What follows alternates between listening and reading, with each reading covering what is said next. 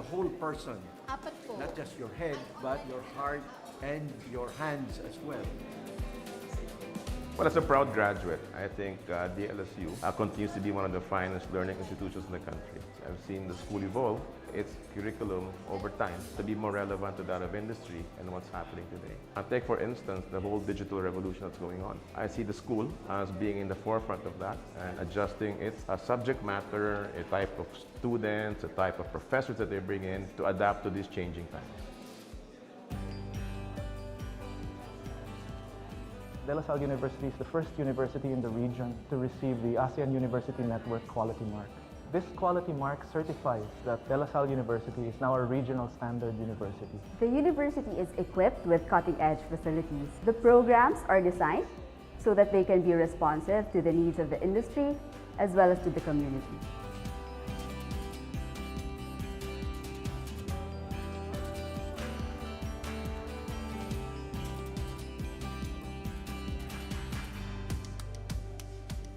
DLSU for me is more than just a school and more than just a place to learn. It's actually a community and a family for me.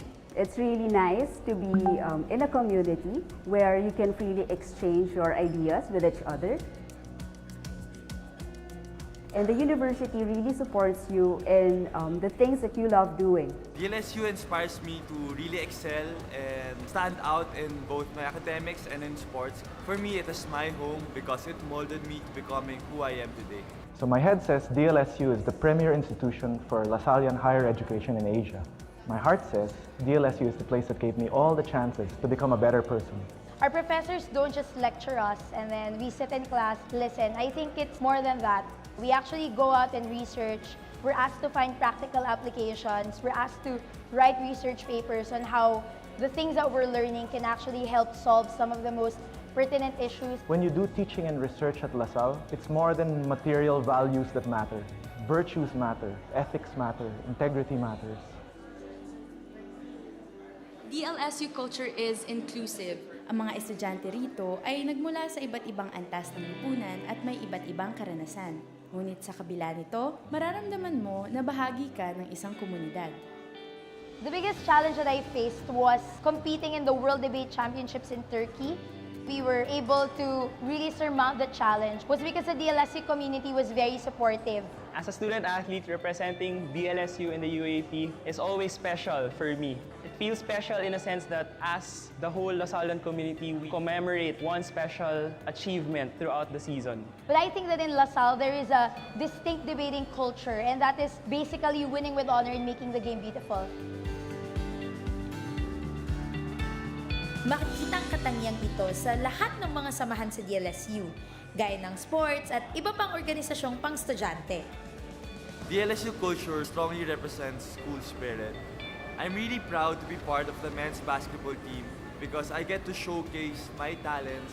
I get to play for the school that I really love. DLSU offers an education that is oriented also towards service. That's why in many of the subjects that are taught in DLSU, there is such a thing as orientation towards service learning.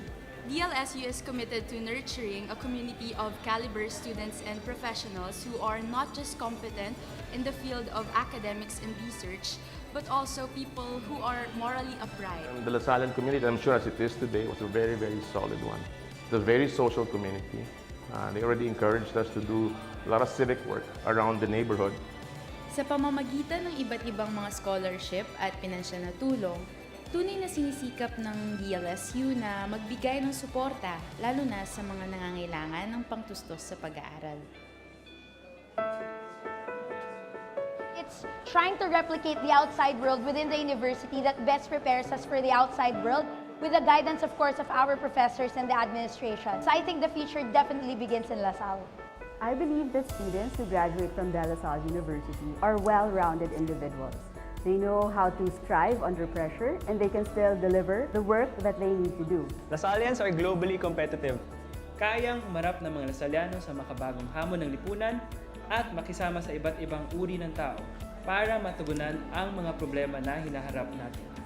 Here in LaSalle, we are taught to be winners. being a student here in LaSalle really opened up a lot of opportunities for me.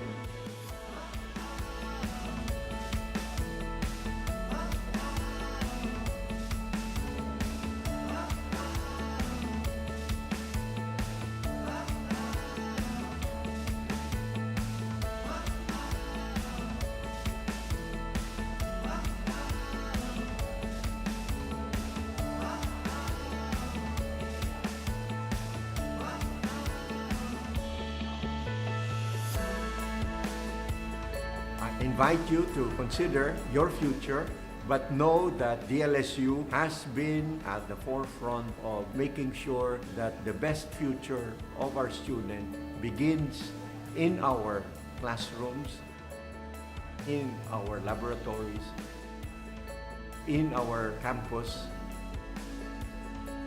but extends into their future and into their lives. So the truth is, if all you really want is a good education, I would happily recommend you to any of the top 10 universities in this country. But LaSalle is about something. It's about faith, service, and communion. And if you feel like you've got something to contribute to that LaSallian mission here in the Philippines, and also if you're willing to put in a lot of hard work, then there's a future here for you, and it can begin here.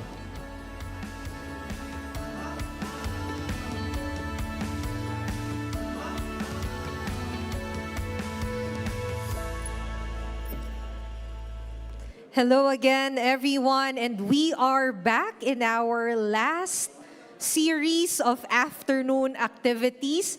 I hope you had a great lunch. Can I just see a thumbs up if the lunch is good and you enjoyed it? Ang taas.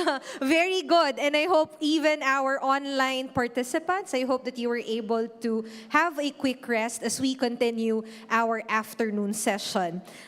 We would like to invite everyone, especially those who are assigned in the plenary hall, if you can occupy the seats in front so our panel members and even the moderators can see you.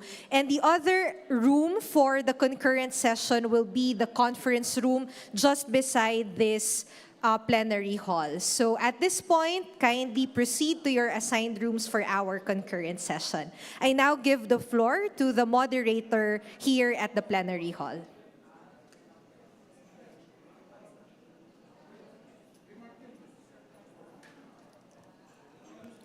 Hello, Philippines. Hello, world. Good afternoon and welcome to our concurrent session entitled Spiritual Reflection. I am Mia Borromeo from the Senior High School Department, and I am in front of you on behalf of Dr. Fides del Castillo, who is supposed to be your moderator this afternoon. Good afternoon once again, and welcome. So for this afternoon session, may I call on our in-person presenters on stage, Mr. Renato de la Cruz and Dr. Isabel Lees. Please come up the stage to be recognized and for our Zoom participants to see you online. For this session, we have 4 sharers, 2 of whom are already in front of us, and the other 2 are from another time zone, our brother, and also another from Ukraine. They will be joining us online, and we will listen to their sharing that has already been pre-recorded. I think our sharers are ready. Our first speaker will be talking about the pastoral circle as a framework for service learning. Sir Renato de la Cruz is presently the academic coordinator of the Theology and Ethics Department of Miriam College, at the same time the Service Learning Coordinator of the Higher Education Department. He was former head of Miriam Identity, Spirituality, and Mission, and to date, he has already taught theology and philosophy subjects for more than 30 years. Ladies and gentlemen, Mr. Renato de la Cruz. Yes, Mike, good afternoon, everyone. So thank you for the privilege to present to you my study or this research, and the title is The Pastoral Circle as Framework for Service Learning. So this study explores service learning as direct experience of social justice and advocacy among students in their theology classes. The theology subject is Theology of Social Justice and Peace. So this is a way for our students to articulate their experience using the methodology of the pastoral circle. I'm pretty sure most of you, if not all, are maybe familiar with the pastoral circle, but for those who do not know it yet, so the pastoral circle is a framework. It's a methodology. So it's a framework for analyzing, reflecting, addressing, and reflecting on social issues. And there are 4 moments or stages in this method or framework, which we call insertion, social analysis, theological reflection, and pastoral action. So the objectives of the study is basically to answer the following questions. How is the pastoral circle utilized? What are the themes that emerge at each moment in the pastoral circle based on the students' reflections? What changes or transformations, if any, take place within the student at each moment in the pastoral circle? So this is the conceptual framework. Of course, the students' application of the pastoral circle, and then the 4 moments or stages of the pastoral circle, and the changes or transformation in the students' knowledge and attitudes. So the methodology, content analysis, was used in examining students' reflection papers. Themes were extracted from each moment of the pastoral circle. 6 groups were selected in the Theology of Social Justice and Peace classes who implemented service learning. The students belong to different program departments like Child Development and Education, Business Administration, Psychology, Leisure, and Tourism Management. The instrument used in this study is the written report component of the service learning project of the class submitted at the end of the semester. So the written report, as mentioned previously, is the articulation of the students' varied experiences and reflection patterned on the pastoral circle. So the data presentation and analysis, the data is analyzed by identifying the themes and commenting on the process of how the students experience each particular service learning moment as a group. So the group's insertion experiences show their initial learning of what is expected of them when they graduate. For example, practice their professional expertise in transforming society by uplifting the marginalized sectors of our society. Some groups are articulate in presenting their experiences with some mixture of reflections, and of course, others just settled on the factual dimensions of what they have experienced, meaning to say there's not much of a deep reflection. The social analysis of the 6 groups can be looked at in terms of in terms of 2 things: how they did the process and the conceptual realizations they arrive at. So almost all of them produce or reproduce beautiful theological concepts, but there's some kind of artificiality in the way they emerge. Nonetheless, some groups were able to connect the theological component of the pastoral circle to the social analysis. So for those who are, again, familiar with the cycle, the theological reflection is not an isolated moment of the pastoral circle, but actually it's still a form of analysis, but using the lens of faith or the dimension of faith. And then in the pastoral planning and action, of course, it was focused on helping the poor or the marginalized community by giving a piece of knowledge. This knowledge hopefully will change the economic situation of the concerned community. And of course, those of you who are familiar with the goals of service learning, this is actually one of the goals of service learning that somehow those who are implementing service learning are able to move and be inspired to do something about the situations in the society within a particular sector or community. So, given the limited time, of course, I proceed immediately to the conclusion.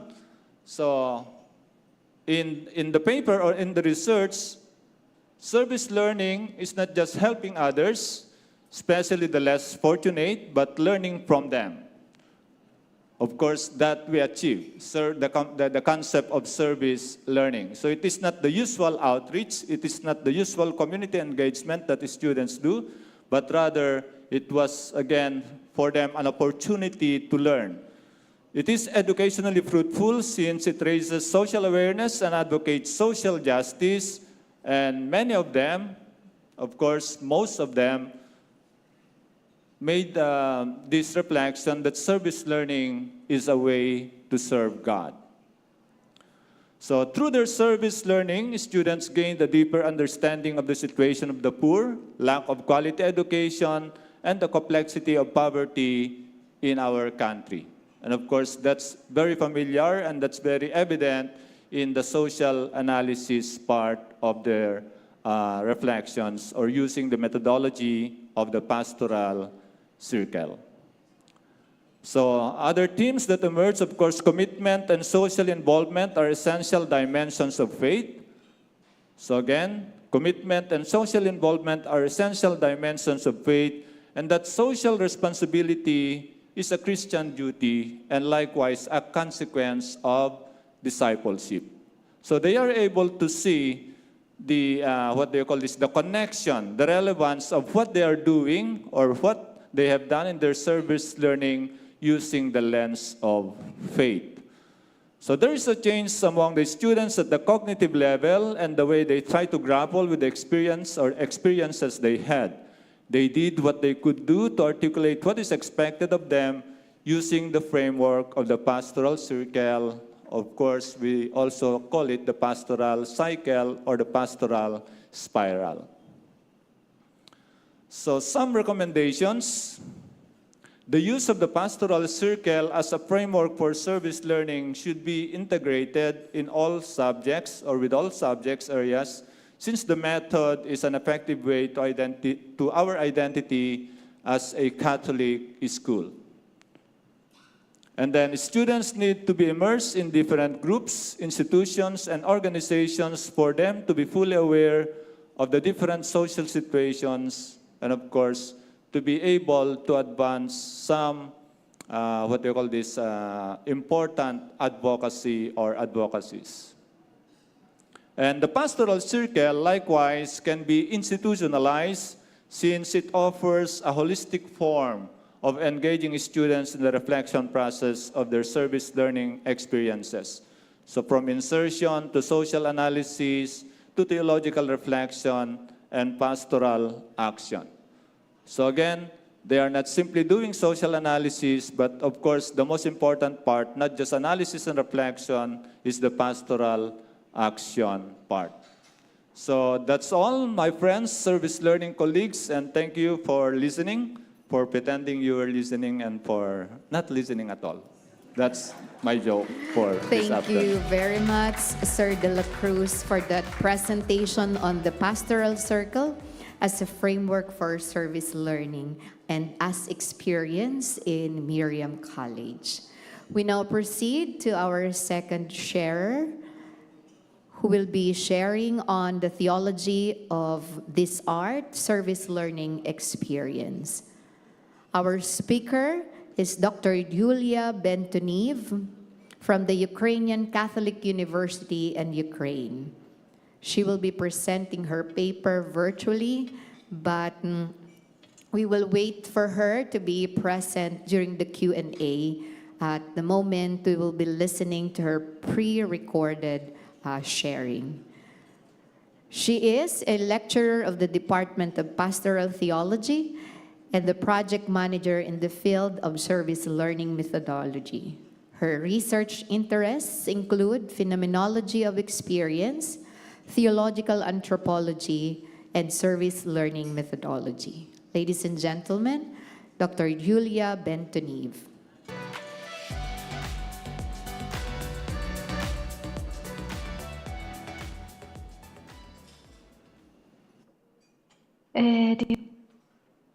Dear friend, my name is Bentonive. I'm from Ukrainian Catholic University, and I want to speak about theology of this art, service learning experience. And I started with the introduction, and in the beginning, it was the dream, not a problem. Since its establishment in 1929, the Ukrainian Catholic University has consistently aimed to share individuals holistically, including fostering social responsibility. Through not academic opportunity, students are empowered to become ambassadors of positive changes within and outside the university. The strategy of UKU, which is titled A University That Serves, emphasized the institution commitment to serving people beyond academic excellence. UKU aspires to contribute to the development of a new democratic Ukraine on the basis of the leadership model Witness, Serve, Communicate, and 2M, Martyrs and Marginalized. The martyrs of Ukrainian Catholic, the martyrs of the Ukrainian Greek Catholic Church of the 20th century have become the bridge between generations, the seat of fate, as in the Gospel Mark said, especially when the church in Ukraine was being persecuted between 1946 and 1990. The phenomenon of marginalized people as a second element of the Ukrainian Catholic University identity helps understand the mission of serving in practical way. Archbishop Boris Gudyak, the president of UKU, highlighted that during the university conceptualization in 1990s, there was no doubt about integrate people with special needs and mental disabilities into UKU community. Individuals with intellectual disabilities possess unique gifts and foster genuine connection, breaking down barriers to communication. UKU values and embrace people with special needs who serve as professors of human relations, embodying the university core values. He states, we discovered that people with intellectual disabilities have not only special needs, but also special gifts. They are open to do not wear masks, and their presence remove protocols and frees communication. For people with intellectual disabilities, it doesn't matter whatever you, a rector or a bishop. The only thing they matter to them is, can you accept me? Communicate with me? Can you love me? We want this question to resonate clearly within the university. That is why in the heart of the academic institution, which has high academic ambition, there are people with special needs. They are professor of human relation, says Gudyak. That's why Emmaus Center is not just one of the department of Ukrainian Catholic University. It represents the core of UKU's mission to help contemporary post-communist and modern individuals discover the radiate their God-given dignity. In 2020-2022, I participate in the educational program of implementation of service learning project into the course The Search of God, a few suggestions from theology, philosophy, and literature. I was confused because I'm a lecturer of theology, and I thought that my course didn't fit in any service learning project. Olha Matichuk, as my mentor, asked me just for a moment to imagine that my students have to get something practical from my course, and I have to pick this and make it service learning project. I answered immediately. My students have to participate in inclusive theater. It was my dream for years to visit inclusive theater that was part of Foucault's mission. The present gives not only disabilities to people. As a lecturer in theology field, sometimes I struggle with the question of how to talk about God without pink glasses, or as he is dead and we just talk about God, dogmas and rules. And I knew that friends could bring to my students God, even not tell his name, through joy, vulnerability, authenticity, and their own faith. And they can do it so easily that notice else can't do the same in such an easy way. A desert is disability. Is disability can be an art. So my question is, what can be in common? What can be in common between a theater and mental disabilities? If so, what role does it part play? Can an art not only transcend the understanding of beauty, ugliness, good, evil, and profound sacred, but also serve as a way to accept broken and disabled body? Can an art restore a sense of wholeness, dignity, and provide hope? Theologian Devin Stach is an author of the term desert, disability art. Her research is based on the personal story, specifically living with multiple sclerosis. After receiving the diagnosis, Stachel realized that for doctors, physical therapists, and rehabilitologists, her body was impaired, sick, and in need of medical intervention. This is also evident in the International Statistical Classification of Disease and Related Health Problems, where multiple sclerosis is classified under G35, a normalized system for diagnosis, rehabilitation, medical experiment, treatment. In such a classification, Devin is just another patient with multiple sclerosis whose life must be endured through various medical treatment until death. However, a more contemporary system, the International Classification on Functional Disability and Health, will define Devin Stachel's condition not only as an illness, but primarily as some of millions of cases that seek to adapt to their condition and require support, including the attention specific to their case. Is there a difference in this classification? Certainly, but in Devin Stachel's case, it was not the medical system that demonstrated the differences, but the sister Darian Golden Stachel. Unlike the doctor, Darian was saw the sister in the MRI images, not just the incredible illness.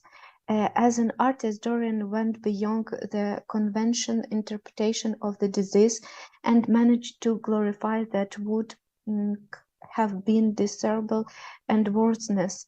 She took the MRI images of her sisters and transformed them into contemporary art, which Devin herself called this art. The idea of imperfect art has long been present in Japanese kintsugi art, where broken waters, plates, and cups become unique and more valuable when filled with golden glue during restoration. If a wound can be a means of creating the other, when illness can be coexisted with the other, in the other and for the other.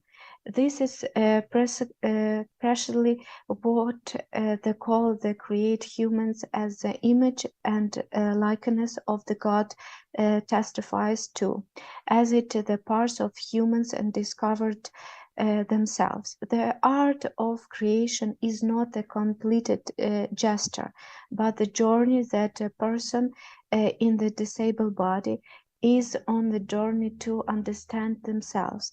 It is time to see the ambiguity and mystery of the body that even in the wounds can be healed. This can help people with disability to be not object of pity, sorrow, and imperfections, but a subject of the 8-day creation, resurrection, wherein the appears the wounds already exist. All this represent this art of disability, of otherness. We're looking at brokenness, dysfunctions, and a lonely body. One sees Christ and becomes Christ. It is obvious that it is not enough to give all disabled people medical treatment or physical rehabilitation. A real inclusive world means sharing real problems and see the gifts of each other's. That is so important, not only talk about God and disabled people, but build relationship and discover the value of every human being. Service learning is an excellent tools for kind experience. The phenomenon of service learning project that includes cooperation between students and theological course, my theological course, with inclusive theater, Laugh and Tears, which are attended by friends, it's 6 people with mental disabilities and 2 or 3 assistant actors who help them. We named our service line project Me the Other. We wanted to show, even with the title, that everyone is the other. In spring 2021, I had a group of 20 students. We had lectures, seminars, classes, also 2 hours every week to prepare our performances that we named the same, Me the Other. Students wrote the scenario and tried to tell their own stories with their own pain.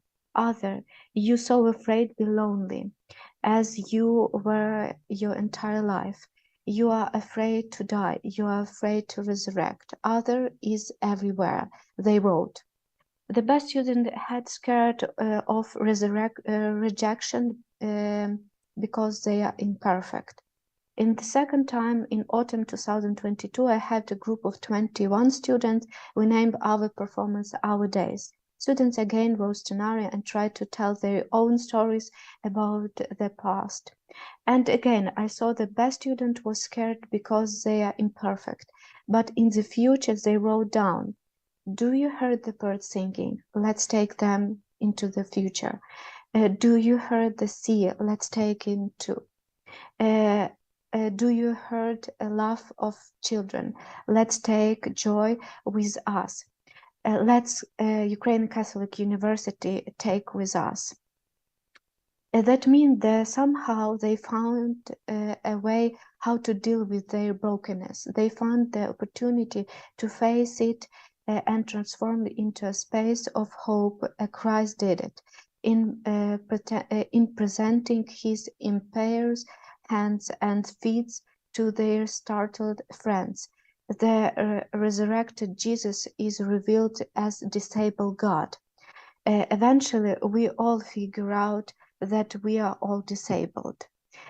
The third time, I had 40 students who chose to be a part of service learning project, but the Russian invasion of the February 24th interrupted.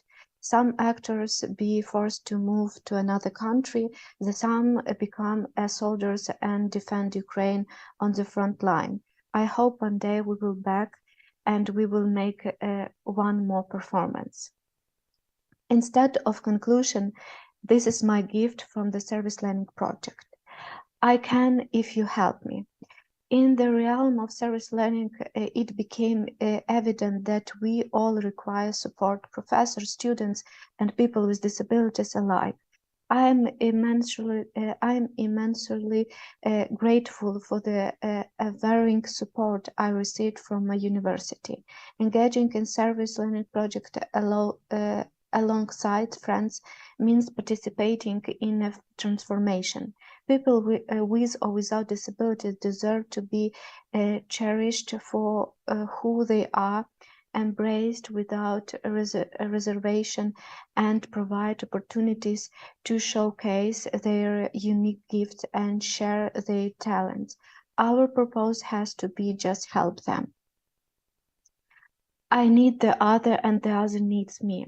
Service learning education emphasizes the realization that I, as an educator, cannot accomplish everything independently. It revolves around learning to navigate challenges together as a community. We must all learn from one another who to extend assistance, professor from students, student from people with disability, and so on. Service learning education aims to foster inclusivity in a global scale because our collective growth relies on the interdependence we share.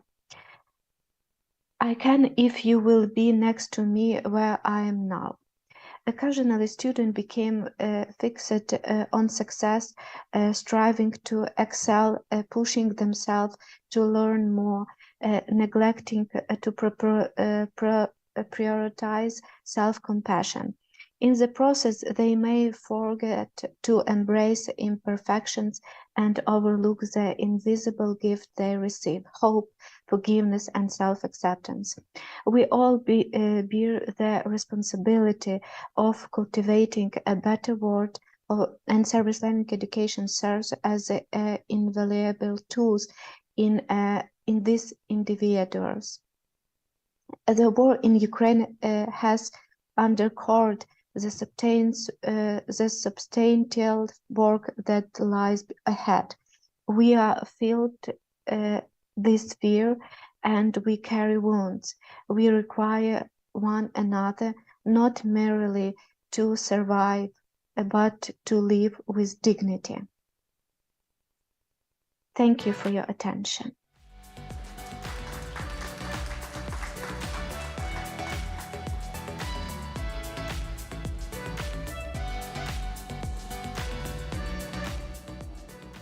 We thank Dr. Julia Bentonive for a very beautiful and touching paper presentation on this art, or disability in art. Our next speaker was with us this morning, rather. So we welcome back Brother Alejandro Gonzalez Serna from the Bethlehem University in Palestine to share his paper, A Lasallian Method for Service Learning Reflection and Discernment. May I once again reintroduce Brother Alejandro, if you were not here this morning during his presentation, for you to get to know him better. Brother Alejandro Gonzalez Serna received the robe of the De La Salle Christian Brothers in 2005 and professed his final vows in 2013. He holds a bachelor's degree in education and the second one in theology and religious studies, awarded by different universities in Mexico. A postgraduate diploma in Lasallian Studies from De La Salle Open University in Andorra, and master's degrees in education from La Salle Noroeste University in Mexico, and in Lasallian leadership from St. Mary's University of Minnesota in the United States. He obtained his PhD in education from La Salle University in Ciudad Obregón, Mexico in 2019, with a dissertation focusing on the evaluation of Lasallian educational quality in Latin America. Since 2018, he serves as university professor and collaborates in Lasallian formation programs for teachers of the Lasallian schools in Bethlehem, Jaffa, and Jerusalem in the Holy Land. Since 2021, he has also assumed the office of Dean of the Faculty of Education and Chair of the Curriculum and Pedagogy Department of Bethlehem University in Palestine. We will now listen to his pre-recorded presentation of his paper.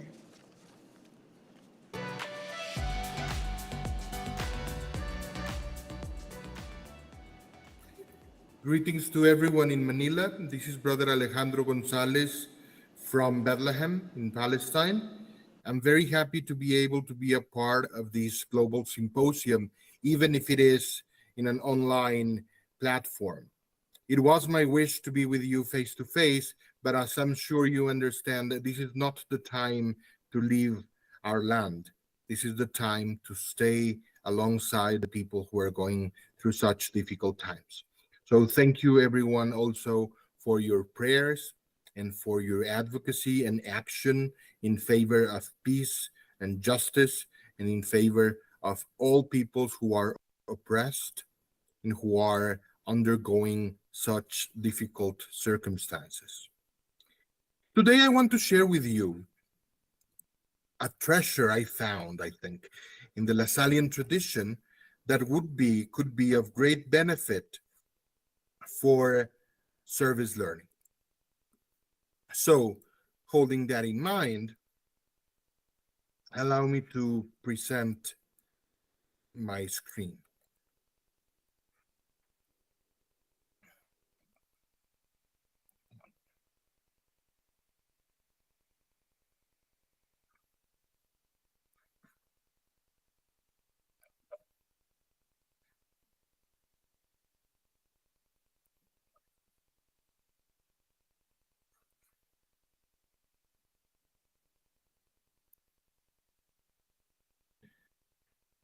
Some of you will be more familiar than others, of course, with the Lasallian history and with the Lasallian mission. Just very briefly, for those of you who are not very familiar, Jean-Baptiste de La Salle was a 17th century saint in France who revolutionized education by systematizing many pedagogical ideas of his time and organizing them into an educational model for particularly focused in favor of the poor, but not exclusively. He formed a community of teachers and an educational project that continues to this day and of which De La Salle University in Manila is a part of. So, in the times of Saint La Salle, the teaching profession was not very popular, as it is not today either. So the people he recruited oftentimes did not have any educational formation or background or any other formation whatsoever, and he wanted them to be great educators. But he wanted them to be great educators with a very particular ethos, moving them into that educational mission. That ethos was an ethos of faith.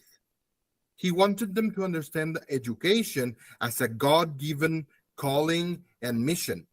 He wanted them to understand education not only as an effort to provide students with tools to be successful in life, but also to provide students with whatever they needed, with any support they needed to be and to become the best version of themselves, to be truly happy, to be holistically developed and fulfilled, and to be citizens of heaven, they would say in a more spiritual vocabulary.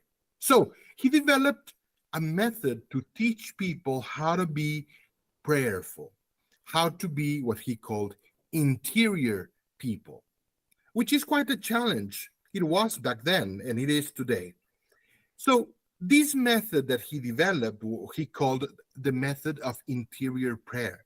And in it, he understood that praying or prayer as an application, a union of the soul to God. And he believed that God was present everywhere. So this method is really, in its purest form, an exercise for training attention and awareness. The method is a temporary aid and a scaffolding for people who want to become interior people, prayerful people, and in our service learning perspective, reflective people. So, DLSL recognized that the most perfect way of prayer is what he called prayer by simple attention that requires no method. And because of that, this method was disposable to a certain extent, or very, very flexible, because the important thing was not to follow the method, but rather to be in contact with God and to be in contact with our own interior selves. And that's something that we are going to adopt as well as we translate the method to the needs of, to serve the needs of service learning. So the method of DLSL included a first part of interior recollection, being present in the moment and in the place that we are in. Then 3 parts, one focused on the presence of God, the second one focused on Jesus Christ, the third one a wrap-up and evaluation. Each one of them is divided into acts. Acts were short, reflective moments with a specific theme, with a specific perspective. The acts were not all required. The goal of being in contact with God was more important. So if in one act you feel in contact with God, you could spend in that act the whole time of the prayer if it was needed. And just discard the others or give less attention and less time to the others. In the method that we are going to adapt, that will be the case as well. And DLSL uses our focus of attention to inform the different acts, and we will do the same. So I'm proposing a method divided into 3 parts as well. That is a training of attention, that is a temporary aid or scaffolding, because what we really want is to make the people who participate in service learning projects reflective people on their own. It's not only to provide them with a method to do reflection in this moment, but to help them become reflective and make a deep reflection, meaningful reflection of the things they have around in life, a part of who they are and the way they read reality. So it starts with setting ourselves in a reflective mood, paying attention to the time and place, to the present time, the present place. Then it has 3 parts. 1 to be done before the project starts, 1 to be done during the project, and 1 halfway through, and 1 to be done at the end of the project. Again, the acts are not all required, and we will use the focus of our attention to inform the acts. So this is the process that I am proposing. First part, beginning of the project. The focus of our attention is the community, and we start discussing beliefs and preconceptions we have of this community. What do we know? What do we think of them? What have we heard? Second, appreciation of the things we know and have heard. What do we appreciate of this community? What do we value? Third, resources. What resources do we have or do we expect to have as we begin this project?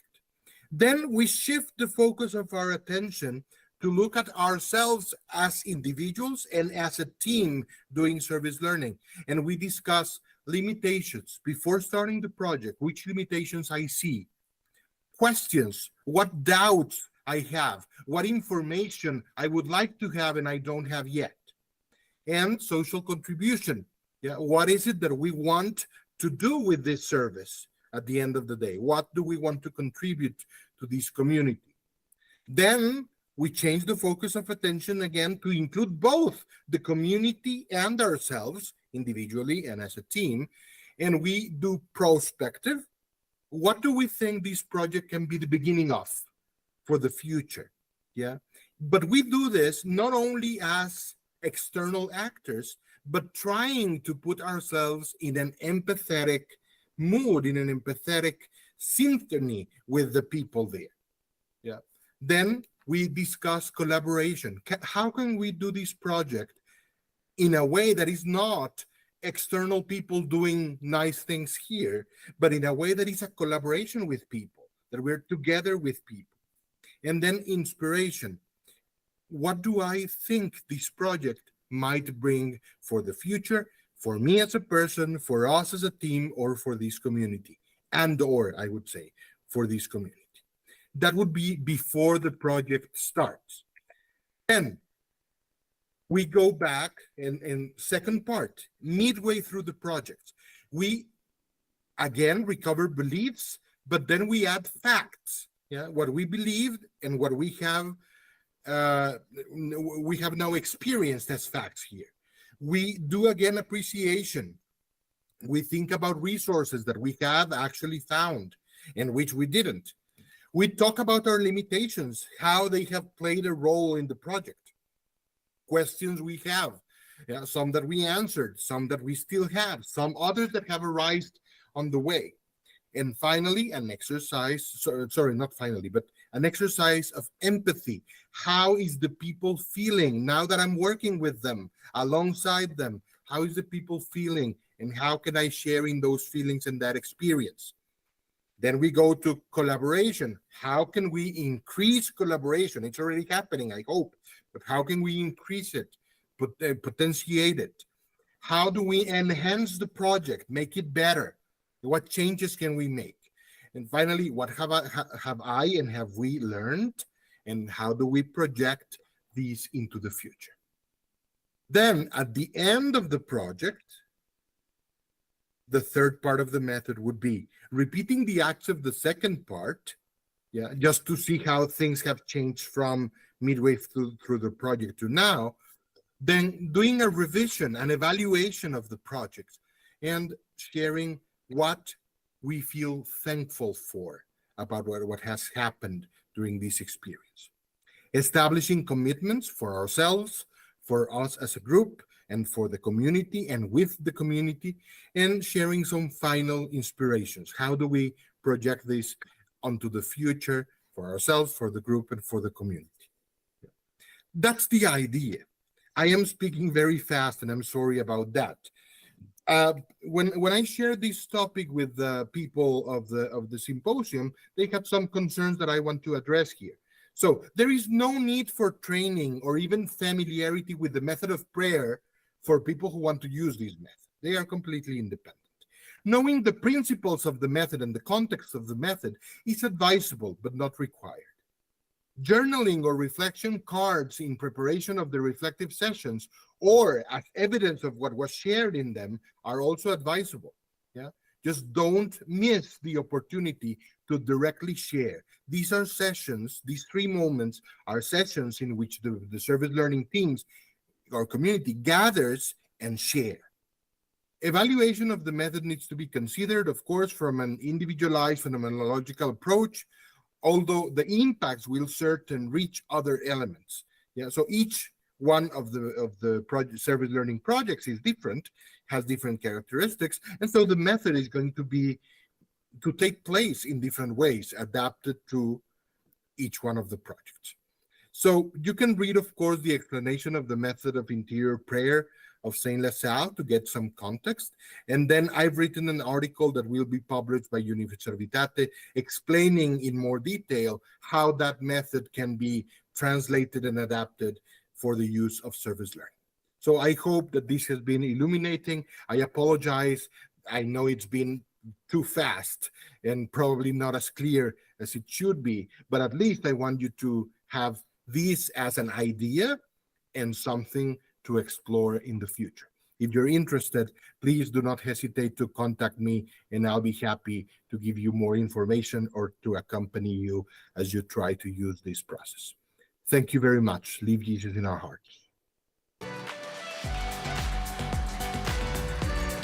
Forever. Thank you, brother. Listening to you reminds me of our LaSallian Reflection Framework here in De La Salle, Manila. Thank you once again. I hope you will stay with us for the Q&A later. Our last speaker is Dr. Isabel Lees from the Australian Catholic University, Australia, who will be presenting her paper in person. She's with us now, entitled A Personal, Spiritual, and Transformative Journey in Building a Community of Practice with Graduates from the online De La Salle University Uniservitate Certificate in Service-Learning training program at one Australian university. Before I welcome Dr. Liz, please allow me to read your qualifications. And yeah, Dr. Isabel Lees is a senior lecturer in the Australian Catholic University School of Behavioral and Health Sciences, Faculty of Health Sciences. Since joining the Australian Catholic University in 2015, she has had continuous and sustained involvement in community engagement. Dr. Lees has extensive experience in teaching community engagement in both biomedical science and exercise science disciplines, in addition to teaching biomedical health science units. She regularly teaches Australian Catholic University's Catholic Core Curriculum to first and third year undergraduate students to encourage them to have a wider view and vision towards solving local and global challenges. She received one of ACU's first mini grants utilizing Uniservitate funding for course improvement and community partnership development. Dr. Lees has also worked closely with ACU's Equity Team and Indigenous Higher Education Unit to identify and to develop new community partnerships and inclusive pathways for current and future students. She is an ally for Aboriginal and Torres Strait student and staff and local communities. She completed the De La Salle University Service-Learning course in 2021-2022 and is an active member of ACU's Community Engagement Community of Practice nationally. Her aim is to lead and develop community engagement curriculum and projects that are evidence-based, engaging for students, links strongly back to both ACU's Catholic mission and United Nations Sustainable Development Goals, and building a community engagement toolkit for student use so as to support them in solving real-life challenges at local and global levels via diverse activities prior to and upon graduation from Australian Catholic University. Friends, Dr. Isabel Lees.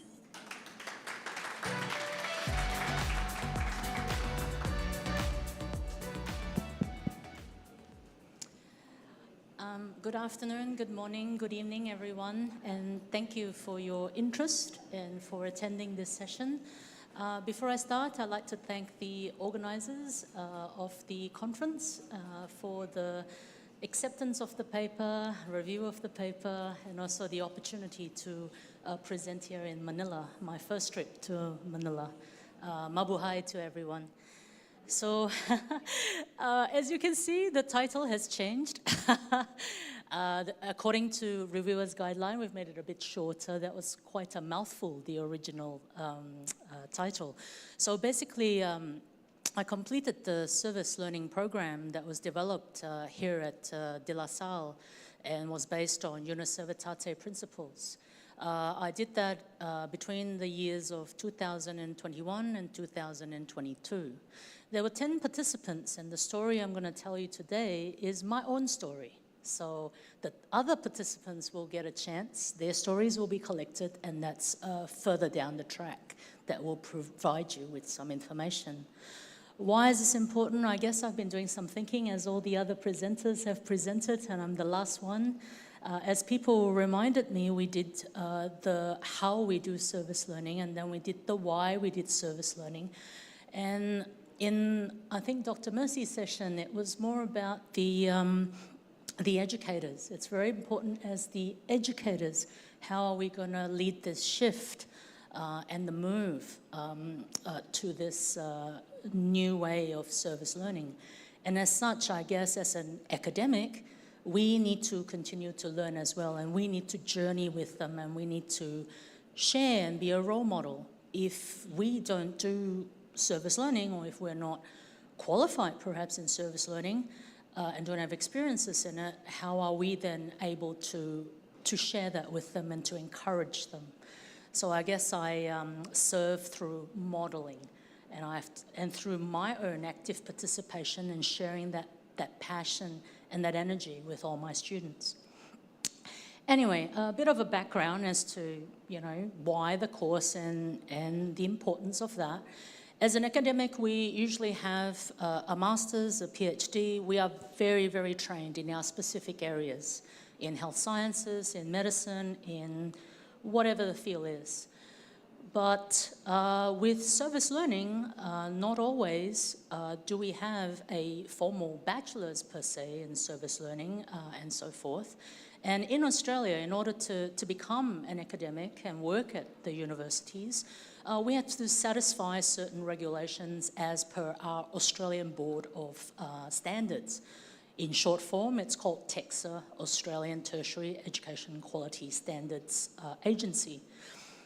So it states there that if we are to design curriculum at a university and if we are to teach in an area such as service learning, we should actually have the appropriate training for it. And that can be in a certificate or that can be in a postgraduate study that's accredited somewhere. At ACU, when I started in community engagement since 2018, there wasn't any formal training. It was based on our passion, our connections, and also our experiences. But since 2020 to 2021, ACU has made a lot of changes and allowed its staff to actually take on a lot of training should we choose to take that training. We are a member of Engagement Australia, and then there's a Carnegie Community Engagement Network, and we're also a member of Uniservitate. A bit of explanation about the Carnegie method, that one takes away the spirituality. That one's just about the basic bare fundamental of what service learning or community engagement is. For us, we call service learning community engagement at our university, and for the rest of the talk, if you hear community engagement or CE, that just means service learning. So ACU staff can participate in the activities from Engagement Australia or CCEN and also Uniservitate, and I have presented and I'm an active member as part of the Australian University Network. What is this course and why was it important? Before I actually started teaching in the new exercise science community engagement, we were starting to develop the course but based on biomedical science, which was produced a bit earlier. In 2021, we had the opportunity, 10 of us, from our university in various areas from law, health sciences, speech therapy, occupational therapy, nursing, midwifery, all walks of the university to complete this course. The course was 20 hours online and we had a year to complete it. And all over the world, people joined us online. It was a lovely course, very, very interesting course. Here are the modules of the course, and actually it encompasses everything that we've talked about here at the conference. It's got modules on spirituality, all types of spirituality, from all faiths, understanding service learning in higher education institutions, how can we insert ourselves and embed ourselves within that traditional model of the higher education institutions, student engagement, faculty engagement, reciprocal community partnerships, and how do we institutionalize. So it got me to thinking, well, we do all this training. A lot of the times, the training is a mere tick box. And generally at each institution, we might, check on whether the training has worked. Do we want to change it the following year? I thought this was a great opportunity. This course was developed for the first time by de La Salle. It's such a wonderful course. 10 of us did that. In fact, more than 10 of us did that around the world. I started to contact De La Salle actually, and a few of the De La Salle members who completed are no longer at De La Salle. But I thought perhaps we could globally evaluate how this course touched us in some way, both spiritually and also from, our kind of experiences academically. So content of the course and then spiritual activation from the course. So are there any self or personal outcomes for the staff that completed the course? And these self-personal outcomes can include spiritual, transformative, academic, professional identity. I know it's shifted me a lot. And what is the experience and impact from one staff member? Now, you might sit there and go, if you're from a quantitative background, oh my God, it's a sample of one. How can you do that? But actually, you can. So it's lovely listening to Dr. Mercy about that individual journaling and your change and looking at all dimensions of within the self. Well, there is a qualitative framework where you can do that, and that's an autoethnography. That's an exploration. It's similar to an autobiography, but it's not just your story. It's your story and your situation of how you sit within that story and where your identity is, your cultural background, and everything else. And I thought that was just beautiful. Mind you, we haven't analysed the other 9 participants, hence I'm showing you a glimpse of just my reflections. The data that we show you today is via journaling, interviewing, focus groups. So the methodology, I've mentioned to you about the autoethnographies. We have 10 participants. We've got 2 sides of the project at the moment. One is myself, experimenting on myself. And you can see that that's that side of the slide. The other one is perhaps working in what we call duo ethnography, 2 or 3 people talking together. Those interviews are recorded, analysis of the transcripts are done via software, and then we have some results from that. We can also, of course, do focus groups. We've had a preliminary focus group just after the course have finished, but now we're having how does that course actually impact the academics that actually attended, and what changes have we done within our curriculum online for the students? So what did we use from the course? What did we remember? So 4 different parts of results for identity. It's changed me in that I no longer have the tiny view of a science discipline. I now look at everything and anything and how it relates to science and the community. I listened to the talk by Ms. Mel about the worms and helminths in the ground. And I thought to myself, oh, yeah, we could do that too. I work with health in the community, but more in terms of the foods that they eat, the natural foods, their nutrition, their traditional methods of cooking, and how can we preserve those. I have quite a lot of projects now that are in really wide areas between identity, personal interest, and so forth.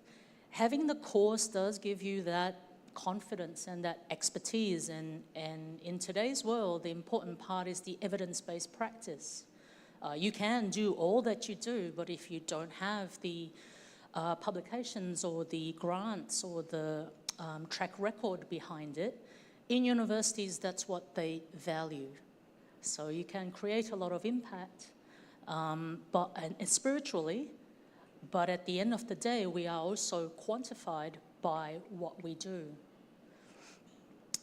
The next one, spiritual growth, and I know the review community wanted me to talk a little bit more about this.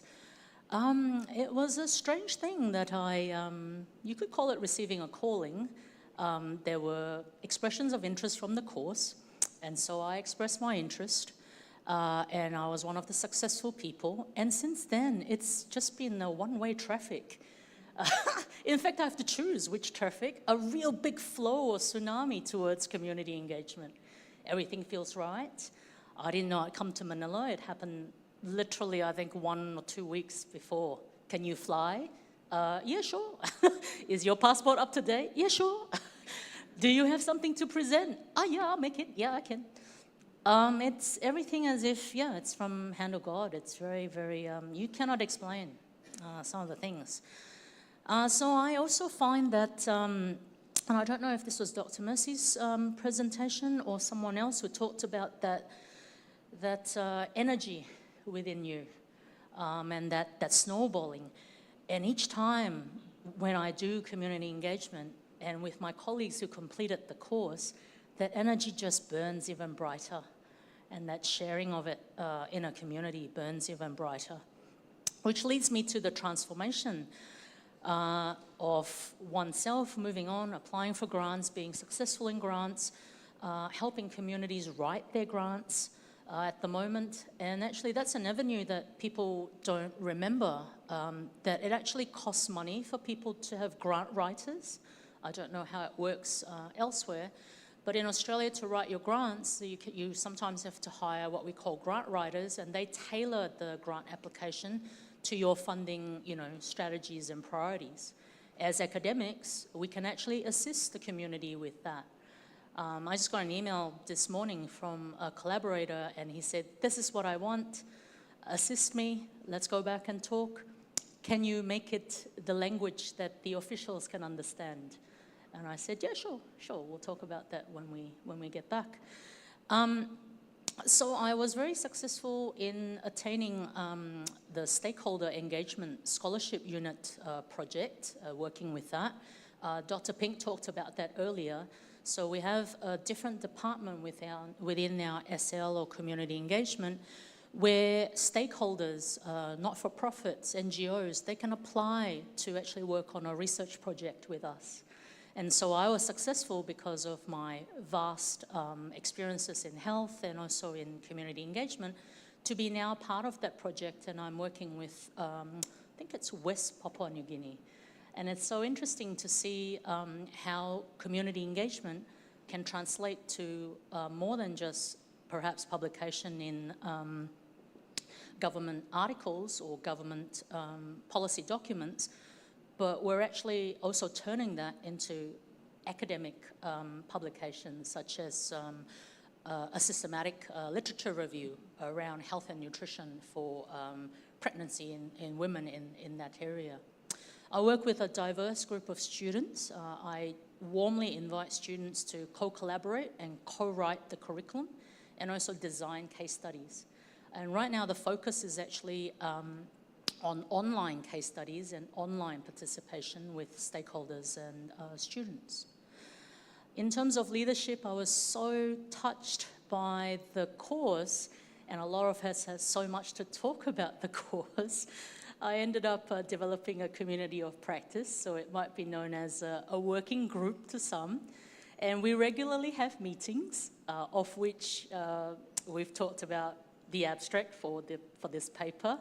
And then we're looking at, as a group, collaborative project grant applications. So I guess turning community engagement really into impact learning and impact and translational learning that university models can understand and appreciate. So there's a two-way process in that we want university to recognize our work in community engagement. One part is changing certain regulations or processes within universities so that service learning is really encouraged and really becomes institutionalized. That's one part. But the other part is, while this is happening, and we've heard that sometimes this can take up to about 10 to 13 years, and I was talking to Matt, we're at 5 years, we're pretty good. Not too bad. Not too bad. You know, we've got funding and grants internally for service learning, we've got professional development, we've got performance management, and we've got promotion pathways now in community engagement. So if you do community engagement, it counts, and it's sustainable because it's part of your career. Not just in science, publishing, in whatever, but pure community engagement, which is awesome. So I'd just like to summarize what's happening at our university. So we've got this project looking at our experiences and the first cohort of staff who got trained and what did we learn and how do we feel about it, how did it change us. We are also looking at developing a little unit for internally to train our staff who are new to community engagement, and we call that a micro-credential unit. It could be also part of a unit that forms a bigger picture, a bigger unit that, or course that other people can combine with other units as part of their pathway or their career in service learning, and not just preparation for teaching alone. We've got more training for ACU staff. We've got mentorship, so I run the little community practice of 10, but we add more people, and we also have our coffee community engagement drop-ins, and we work very closely with our local campus community engagement groups. Yes, I've told you we still need to analyse the other interviews and ethnographies, and we're hoping that we'll streamline to have a national framework as to how we have these different departments, from stakeholder engagement to the ACU CE team to academics, more like a flowchart, as if we find a stakeholder, how do we walk that stakeholder over to, say, expressing an interest to work with us to research, or walking the stakeholder to the ACU team and saying, community engagement team, and saying, we would like to form a partnership with this institution or organization, and how do we do that? And can all stakeholders be present at that, including the students? Do the students want to work with the stakeholder, and how and why? So that's where I'd like to end, and I'd like to thank the conference organizers, in particular Romina and Jimmy, who's been so patient. Romina with my emails. Dr. Matthew Pink and Dr. Jen Azordigan, and also ACU colleagues and participants, and hopefully you get to meet them if you visit our campus, or they may attend Uniservitate Forum in the future. Thank you. Salamat.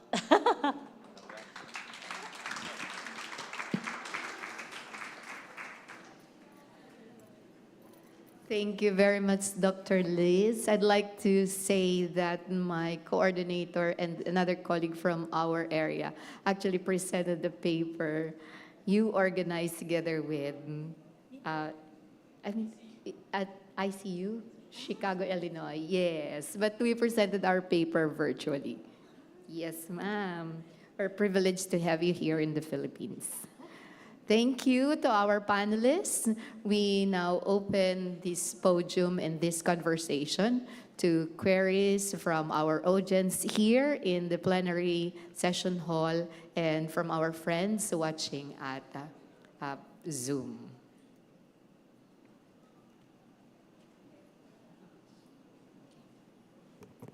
As indicated in the instructions for our question and answer session, with your device's camera, scan the QR code to access the Mentimeter page. Okay. While waiting for the questions from our audience here and online, I'm curious, Dr. Liz, I'm curious.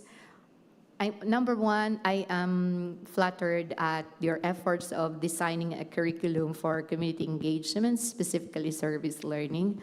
But at the back of my mind, I am wondering how you are quantifying the outputs of your students, because it appears that you have the same intention in offering and integrating service learning in our teaching. But in the academe, we are required to submit grades to our students. So I'm wondering if you have also, along with your curriculum, curated a rubric for the output of your students.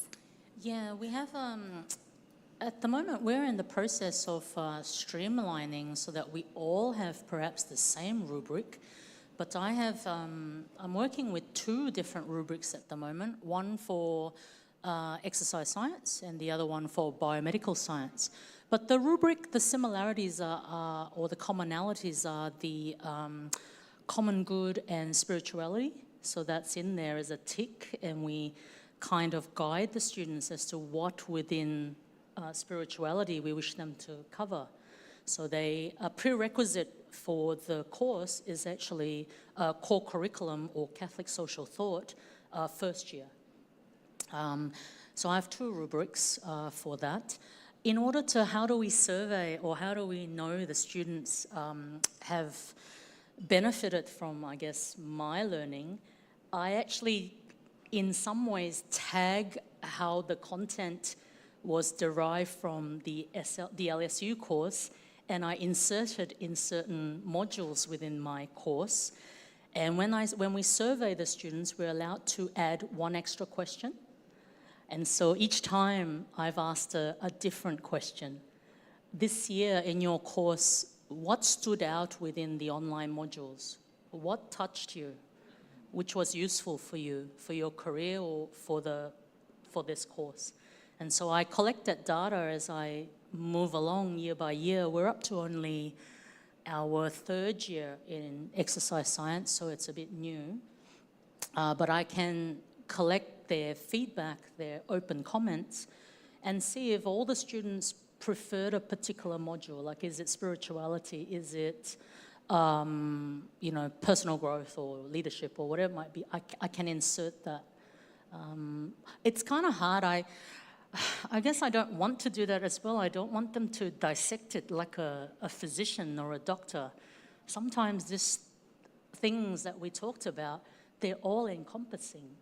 The dimensions aren't totally separate. So I hesitate to say, oh, this works, so I'll put these 3 together.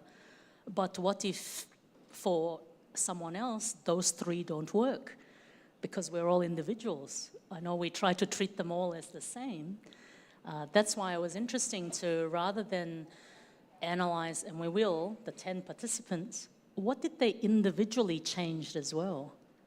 And is there, why a reason for that change individually? So I guess I'm trying to say there's no one size that fits all with the students, but I guess you go with majority. And then I was talking to my co-chair, the pastoral circle. We do that for staff at ACU informally, but we don't do that for students. Perhaps we can follow up on that using pastoral circle, like, what did you learn in service learning, community engagement? Do you want to take that to your ministry or your father to talk more about that? If you don't want to, then that's okay too, I guess. I hope that answers the question. I'm not sure. Thank you, Dr. Liz. We have 3 questions on the board. I'd like to begin with the one that first came up. It says here, okay, Dr. Liz, how did you use the ethnographic methodology free from biases if you use yourself as the subject of the study? Yeah, you would never know that as a scientist I'm now into the black arts, aren't I? No. So someone else interviews me. My journal, of course, is myself. So it's although it's yourself, there are many different artifacts that you're triangulating all your evidence from. So one of them is, evidence of your practical stuff every day. So what drive me to apply for a grant? I was successful with that. What drive me for a teaching award in community engagement? Well, I did that. So they're the factual things. Then there's the journaling and the feelings. And then there's other people interviewing so I can answer. And then there's, of course, the software program. So you feed it through, and the analyzing of the coding is unbiased. It's just the software. LexiMensa is a little bit better than NVivo in that LexiMensa helps you analyze the frequency at which you mention words, the types of words that you mention, and are they related to a particular area like emotion or sadness or IQ or whatever. And it allows you to draw mind maps of that and connections of that. So from that, you can infer or kind of hypothesize how did you become the way you are. Hopefully that makes sense. Yeah, so I didn't interview Hello. myself. Thank you, Dr. Liz. There is another question, but perhaps I'll go first with the question directed to Sir De La Cruz. For Sir Renato, someone from our audience asked the question, do you have any advice or practical suggestion on how teachers can develop the ability to thoroughly reflect among elementary and high school students? All right, so thank you for the question. So fundamental is the idea that for any service learning experience, there's always the need for reflection. Otherwise, it will not be what we call a service learning experience. I think it depends on the teacher himself or herself. If it is actually integrated in a certain subject, then it must be, of course, relevant to the goals of the subject, the questions. But of course, the reflection should also have both the internal and the external narratives, meaning to say what's happening within and what's happening in the community. Those are important questions to address, meaning to say what transformations happen within the individual as he or she experiences the community or the service learning project, and of course, what are those experiences in the community that will be able to move him or her to do something about the situation. So there are many reflection questions, but as I have said, in the pastoral circle, even the social analysis itself, there are so many questions there, okay? So that you can already make use. But again, if you are in a Catholic school, you can actually relate your reflection questions with the vision, mission of the institution, okay? Or maybe the spirituality that the institution would like the students to embrace or to achieve. So it depends. There are many ways to maybe craft or draft your reflection questions. It depends on what are the goals, what are the aims of the service learning implementation of your particular subject area or particular course. So I don't think there is what we call a universal format for reflection. Again, it depends on how the teacher would like his or her students to really appreciate the service learning experience. Thank you. Thank you, Sir De La Cruz. And so I'll proceed to reading the next question addressed to Dr. Liz. Please share more details about the projects that your group have applied for grant. Quite a lot of projects. So one project is looking at the health and also accessibility to sports in a particular area that is of low socioeconomic background and a very multicultural, diverse area. So we were successful in getting a grant for that, to work with the local law enforcement, with the police, with the local sports club, our university, with Multicultural Australia, and also with, I've forgotten the name and I shouldn't forget the name, Chase the Energy. And this project was actually asked for by the stakeholders. So from the stakeholders talking to all members, all community members, starting with university first, the stakeholder reached out to the university and said, can you help our region so that we can be more accepting, working together and improving our health. From there, I put together all the different players, actors as we talked about them, our community partners, with advice from Dr. Pink. And we wanted to look at how a community would empower within its own community, improve health via sports, generate employment in the area via sports, and also via funding and opportunities from local businesses in that area. That's one project. Another project is working with First Peoples. So my passion is working with Aboriginal and Torres Strait Islander peoples in Australia. So we were looking at sustainable indigenous plants as our climates change. we need to go back to what were the plants that love this environment. As the environment change, we also then need to change with it. Are there other plants that can successfully grow so that we don't use too much water, they have the right ingredients, they have all the vitamins, we don't have to change. We just have to go back to when it was flourishing. So we have a garden on campus, and that grant was from successful implementation of cultural immersion for Aboriginal and Torres Strait Islander success on campus. So creating an environment where Aboriginal people feel they can connect to land, and that was with all different stakeholders, from First Peoples to local community, elders, and school children around the area. So many projects. I don't want to, I think I might stop there because I want the online people to have a chance to answer questions. I'm happy to, whoever emailed me that or text me that, please seek me out and I'll tell you all the projects that I do. It's quite a lot. But it's also on my website, or on the ACU website, I should say, yeah. Thank you, Dr. Liz. How about from our audience? Are there people who are brave enough to use the microphone and, okay, Mentimeter lang daw pala. Okay. So to brother, I hope you're still with us. See, brother. I think it will be the same question I asked Dr. Liz. I'm curious as to how we quantify the output of the students, especially that the way you presented your paper is more on like a formation method, if I'm not mistaken, brother? Yes, thank you. The method could be used in two ways that I have so far seen.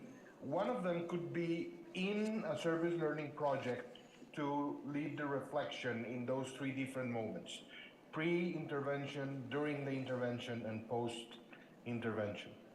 The other way in which it can be used is to discern new projects for service learning. Based on the same methods, in some of the same questions, that reflection can lead us to find really meaningful projects and to evaluate how a prospective project can really be developed in the best possible way. It's not going to be easy to quantify, per se, the results of such methods and of such processes of reflection, because certainly what we're trying to lead the students into, it's an interior process. Yeah, in Lasallian vocabulary, we would say like that. And being an interior process, it does have exterior manifestations, but those are not necessarily of the same magnitude as the interior ones, and do not necessarily reflect everything that's happening interiorly. But the buildup of a community where this kind of reflection can be shared will definitely enhance and empower the process of reflection and the realization, the enactment of the service learning projects themselves. And a project that is informed by constant, meaningful reflection will definitely be better, will be more powerful than a project in which students simply adopt something that was entrusted to them, that was given to them somehow, but that they didn't participate in.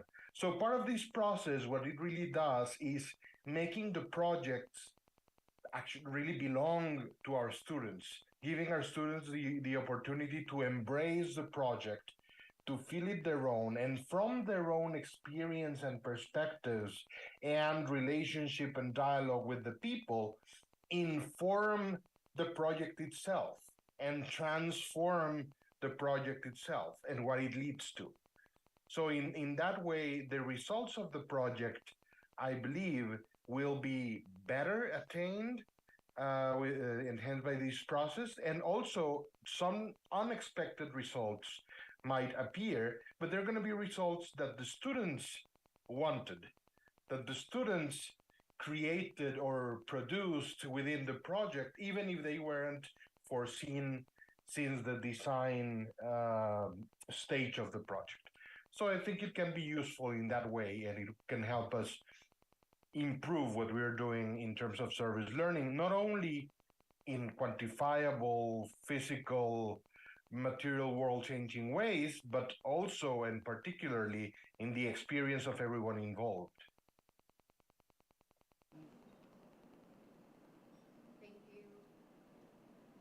Thank you, brother. We have a few more minutes. All right. So I think I'll take the opportunity to also share my takeaways rather in the sharing of our panelists this afternoon.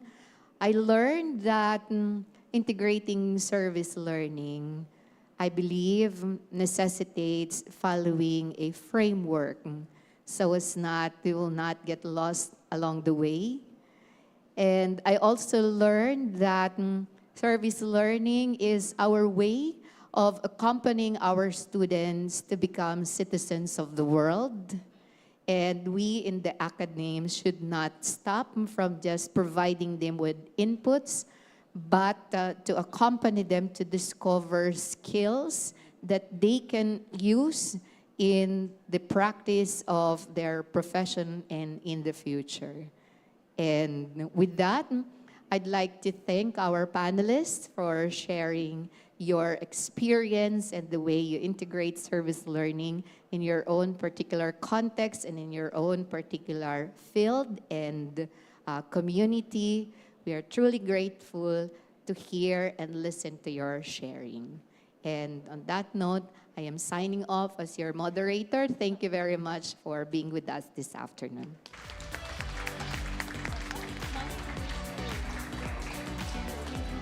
Thank you very much, Ms. Mia, and our dear speakers. Maraming salamat po.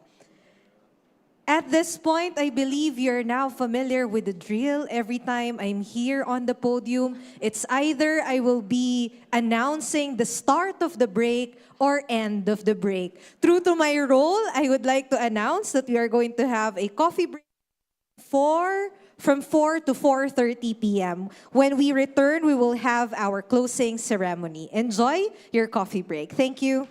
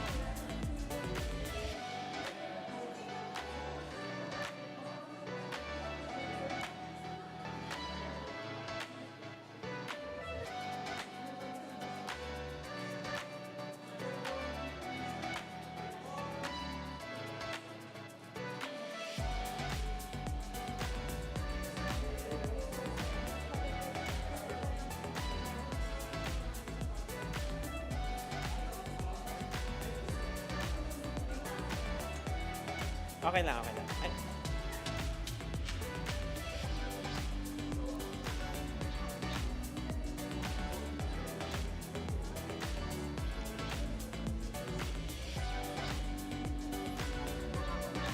Wala rin.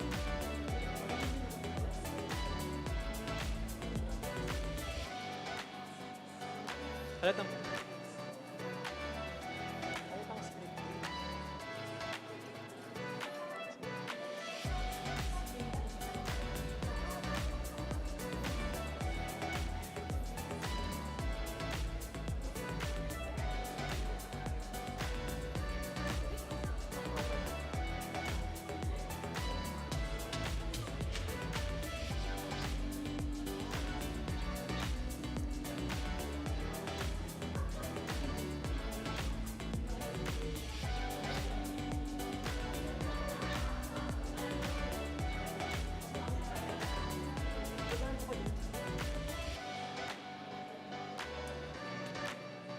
Okay ba?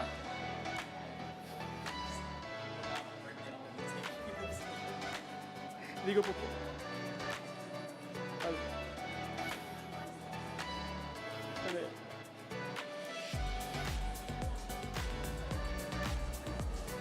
Di.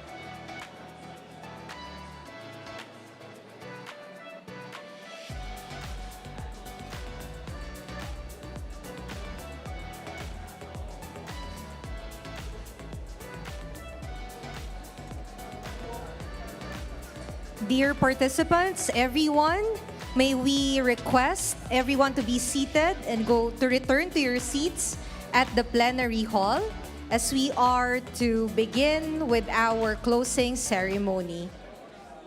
Once again, we invite everyone to return to the plenary hall. Have a seat, settle down as we are to begin with our closing ceremony.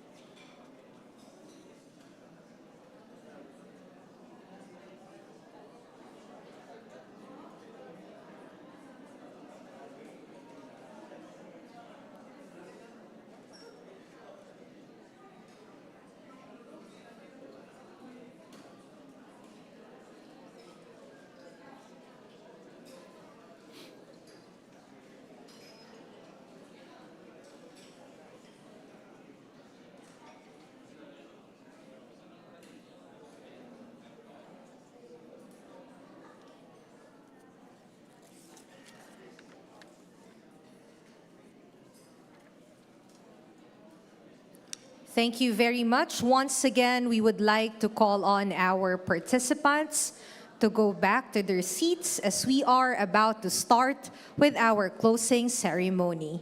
Thank you.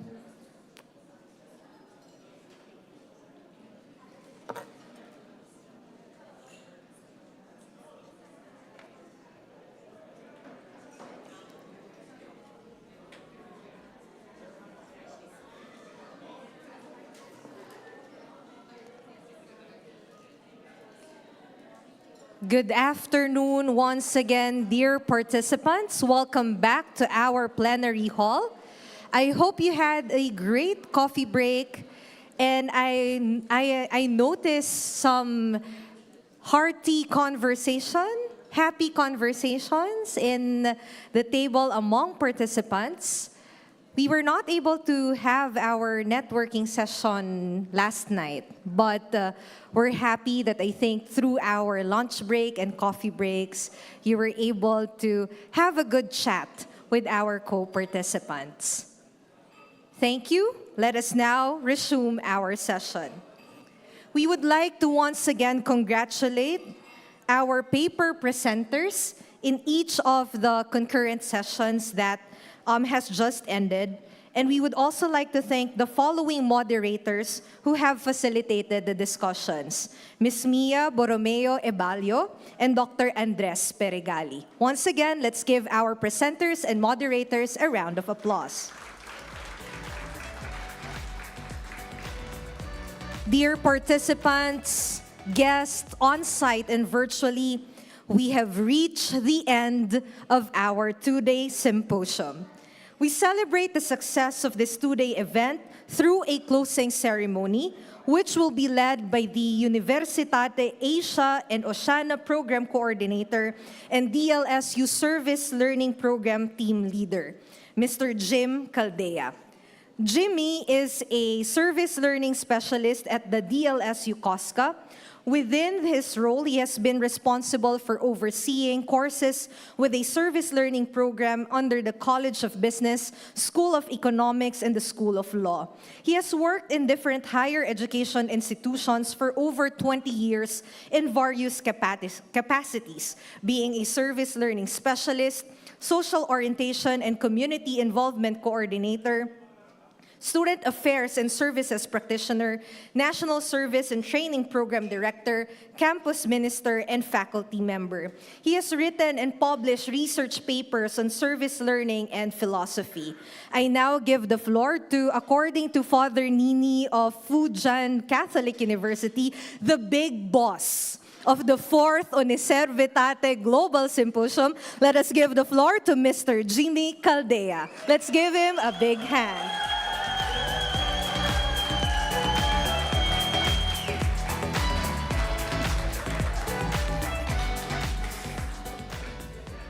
I don't know what to say. Well, once again, good afternoon to everyone. So actually, I hate to say the first sentence of my script here. It goes like this. We've come to the end, or we've come to the culmination of our fourth Uniservitate Global Symposium. But we have to do this, right?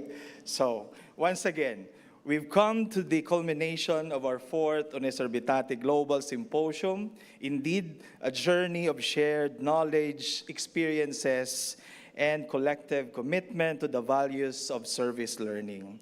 We have been inspired by the sharings of our panel speakers and concurrent sessions presenters. Throughout this two-day symposium, we've explored and reflected on various perspectives on student engagement, community partnership, and spiritual reflection for social change relative to service learning. We have understood and celebrated the transformative power of service learning. And now, it is time to bring our symposium to a close. Oh. To do so, we have the privilege of hearing someone representing from CLAYSS, Uniservitate program, from a student having service learning, and from Salle University co-hosting this symposium. So at this point, may I ask our speakers for the closing program to be on stage. Maria Rosa, Andres, Alfonso, and Ms. Fritzi.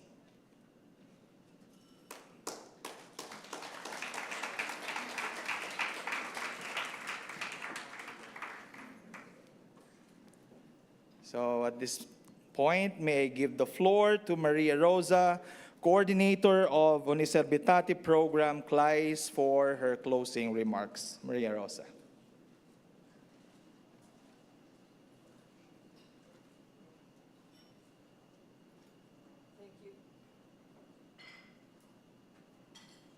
Thank you so much, Jimmy.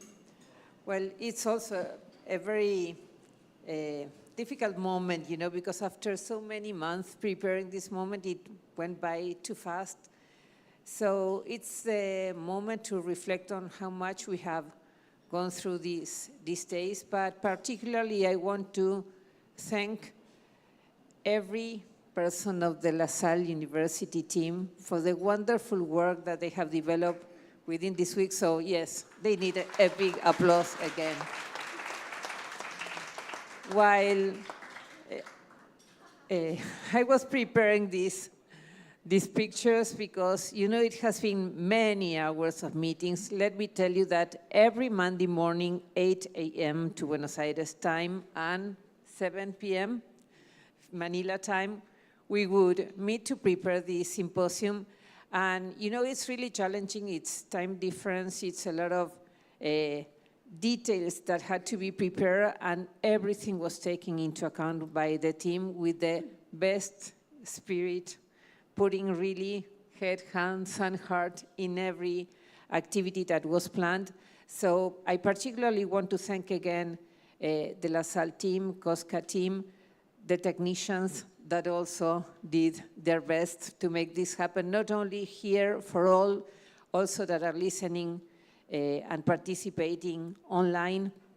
And let me also thank particularly to CLAYSS team, communication team, that was also in the preparation on all the images and all the videos that you could see, all the students that you could see in the video, and that was thanks to the different regional hubs that gathered their students to share their voices in this conference and to really bring their voices from every region where service learning is today a reality. It's happening, and we are getting together and sharing the good news that there are a lot of students already committed in making the difference from their communities.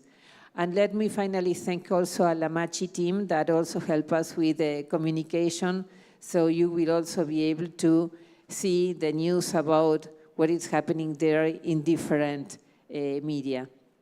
So it has been a global initiative, because we really want to keep promoting service learning as a way to integrate the different facets, as Pope Francis mentioned regarding, oh, something didn't work.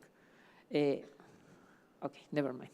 When we start thinking about also the logo, we try to identify it with the polyedric shape of the globe, also the particularities of this region. We were really pleased to be able to celebrate this global symposium in Asia, trying to learn from the particularities of each region, but also to gather the word for this global exchange to keep learning from each other, but keeping the roots of each region. So that's why we try to represent that in the logo. We had the opportunity to have 480 registrations to participate, both online and on-site in the symposium from 42 countries. Also, we received 62 papers from 22 countries, and this is a very interesting number, thinking that we are trying to promote also research on the spirituality to really learn better how to integrate the community in service learning projects, how to promote the students' engagement. So this is a very interesting initiative, taking into account that we will be celebrating this symposium, but this is just our fourth symposium. So we hope that every year we will keep growing with the numbers. But for us, it's a great achievement not only to have all these presentations, but for us, one of the biggest achievements that we have just received, and this is a surprise that we prepare for you, is that we received a very particular letter that I will read it now, that it says, to the participants, all of you, in the fourth Global Symposium Uniservitate. It's a message from Pope Francis, who says, I offer greetings and cordial good wishes to all gathered for the fourth Global Symposium Uniservitate. I thank the speaker and all who worked to make this occasion possible. The symposium brings together rectors, professors, and university students in order to share their experiences and research with the goal of exploring the concept of service learning. It is my hope that your reflections and discussions with regards to this theme will help develop in young people a great awareness of the relationship that would exist between the languages of the mind, the heart, and the hands. In this way, educators can form, and not simply inform, those entrusted to their care, so that all can learn to think in harmony with what they feel and do, feel in harmony what they think and do in harmony with what they feel and think. Such an integral approach to education calls for creative, interdisciplinary, and cross-disciplinary methods in order to assist young people to be leaders and protagonists in building a better future for society as a whole. At the same time, the importance of the spiritual dimension in education cannot be overlooked. I trust that the efforts of the symposium, therefore, will enhance the zeal of all taking part to serve the common good as missionary disciples, capable of bringing the transformative truth, beauty, and joy of the gospel to all in the human family, thus advancing God's kingdom of fraternal solidarity, justice, and peace. With these sentiments and with the assurance of my prayers that the symposium will bear good fruit, I invoke upon those present the abundant blessing of Almighty God. Francis, Rome, from St. John Lateran.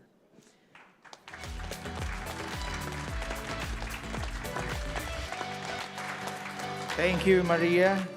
It's truly an honor and a blessing to have our fourth Uniservitate Global Symposium recognized by His Holiness Pope Francis. Certainly, his kind words and blessings have deeply touched us all, reaffirming our commitment to service learning. So this recognition is indeed a testament to the collective effort and dedication of everyone involved in service learning. And so on behalf of everyone, I hope This reaches our Holy Father, Pope Francis.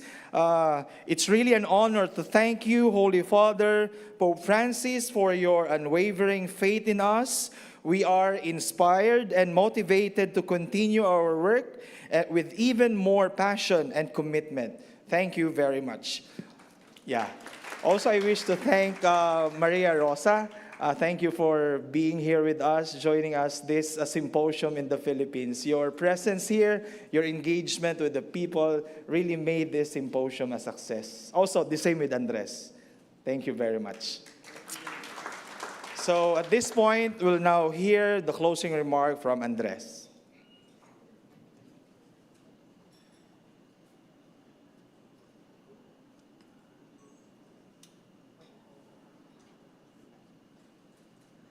Well, thank you very much, Jimmy, and the great team.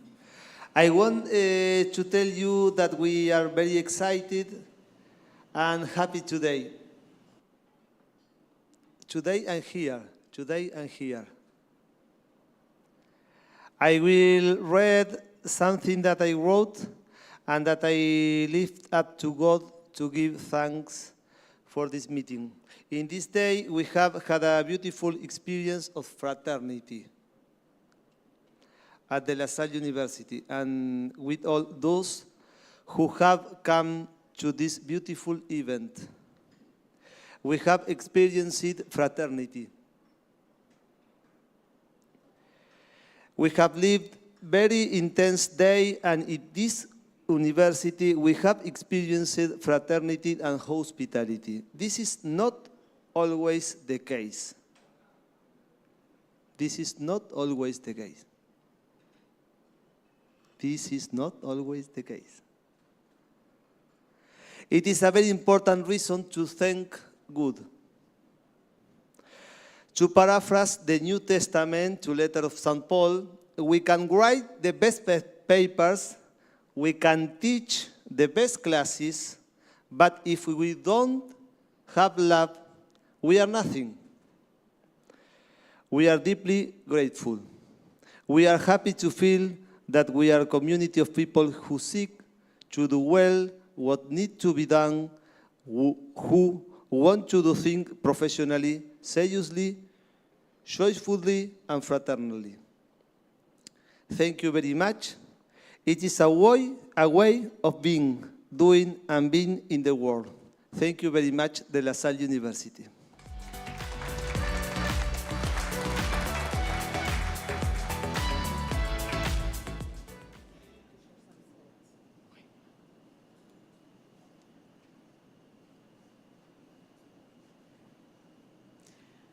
As Andres mentioned, this has been a very particular gathering, and these are the moments that we want to keep celebrating more of this.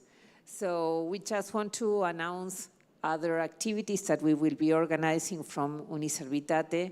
So as we want to keep highlighting the experiences that you are doing, the students are promoting through service learning, get ready because in March we will be launching our second global award to showcase the experiences that are being developed in every region. So you will be receiving soon the information from our website, and those who could be part of the symposium in Rome last year, well, get ready because next year also we will also have our on-site symposium in Rome, 24th and 25th of October. So inform your rectors, provosts, colleagues, students, and everyone because, you know, we need to find a way to have all of you in Rome to celebrate another great symposium. So stay tuned. In the meantime, remember to visit the posters gallery in our website to inspire and get more ideas on how to improve your projects. Remember that there are a lot of resources available also in our website, the institutionalization of service learning, spirituality, videos. So you will be presenting wonderful experiences for the award and be able to send your students to receive the award. And also for us, it was key to listen to the plenary session regarding spirituality. And in the meantime, while we were listening to the presentations, Brother Alejandro Serna from Palestine shared with me some messages regarding the situation, how they were living. And there was a question that was asking how their students in Palestine were living the situation. Now we don't have the time to share all the information that he can share with you, and we will try to organize a special gathering for that. But I think that it was very interesting what he was also sharing while we were talking, and he was saying, Christian hope tells us that Christ has already won. He has already defeated death. Although we do not know the path, we know the end, and that sustains us. In the end, Christ will win. He has already won. You just have to get there.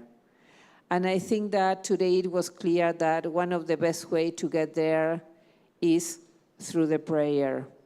So this is an initiative that today I also want to share with you, because it's an initiative that was proposed by the Uniservitate hub in the south of Europe through the team of Deusto University, that I hope that they will be listening now. They have just participated in one of the sessions, and I think it's a great initiative because according to what Pope Francis promotes us, we need to keep, watering the plant of our spirit through the prayer. And they are proposed us to join a global prayer participating from all our universities, to pray together, to share different ways to increase and develop our spirituality and get stronger as a community, knowing that, where two or more of you are together, Jesus will be with us to deal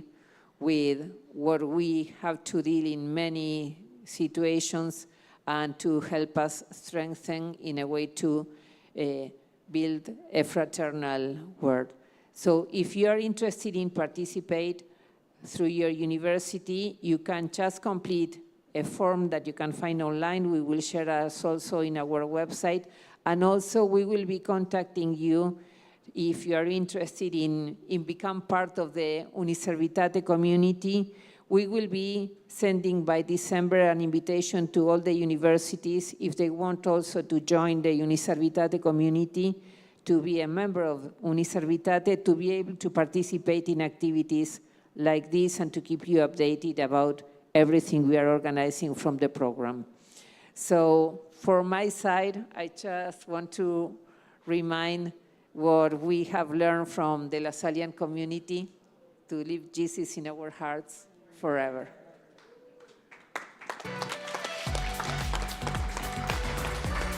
Okay, thank you with that. Well, three things. First, Andres, thank you very much for your closing remarks. And also thank you for your dedication to the Uniservitate program. And second, you heard Maria Rosa, you need to be ready for Rome. You have to have your extended abstracts ready. Okay, and third, I believe we need to keep storming heaven, for prayers for peace. So we need that. Eventually, after our closing remarks, we'll have a very short prayer liturgy to continue praying for peace throughout the world, and also a closing prayer for our symposium. Okay, so let's now listen to the closing remarks from Mr. Alfonso Gabriel Solidum, Service Learning student at De La Salle University. Hi, good afternoon. I would like first to express my gratitude to this university, De La Salle University, for providing a very amazing experience, service learning experience last term. And also to my professors, Doc Jane Flores, Doc Bea Arellano, and our service learning coordinator, Ms. May Guanzon, for making the service learning successful and effective.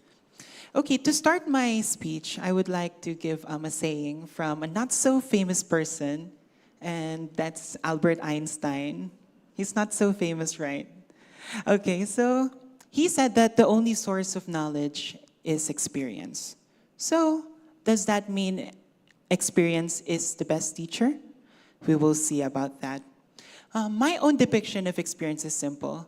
Anything that your body has felt or sensed is an experience. During the last term of the previous academic year, I never thought that a course, medical parasitology, would have an impact to my life. First, as a student, as a Lasallian. Second, as a future health allied professional. And last but not the least, as a person, by instilling empathy with the marginalized, practicing critical thinking to come up with best resolution for societal issues, and lastly, unwavering commitment with advocacy of helping people through compassion. Just to give a general overview, medical parasitology is a course that focuses on pathogenic endoparasites that are significant in the medical field, understanding the concept and mechanism of parasitism, significance of parasitology, and how parasites affect humans, animals, and community, where its life cycle, mode of transmission, treatment, and prevention were given emphasis. Last term, our class had an ocular visit to assess the condition of our partner community, which is a barangay near DLSU along Quirino Avenue. As we walked down the narrow streets of the barangay, you would witness that various people with different walks of life, while most of them are being challenged by the society. Despite the sunny depiction of children enjoying the rain, all I saw was how disadvantaged they are to play under such condition without clothes or even slippers on.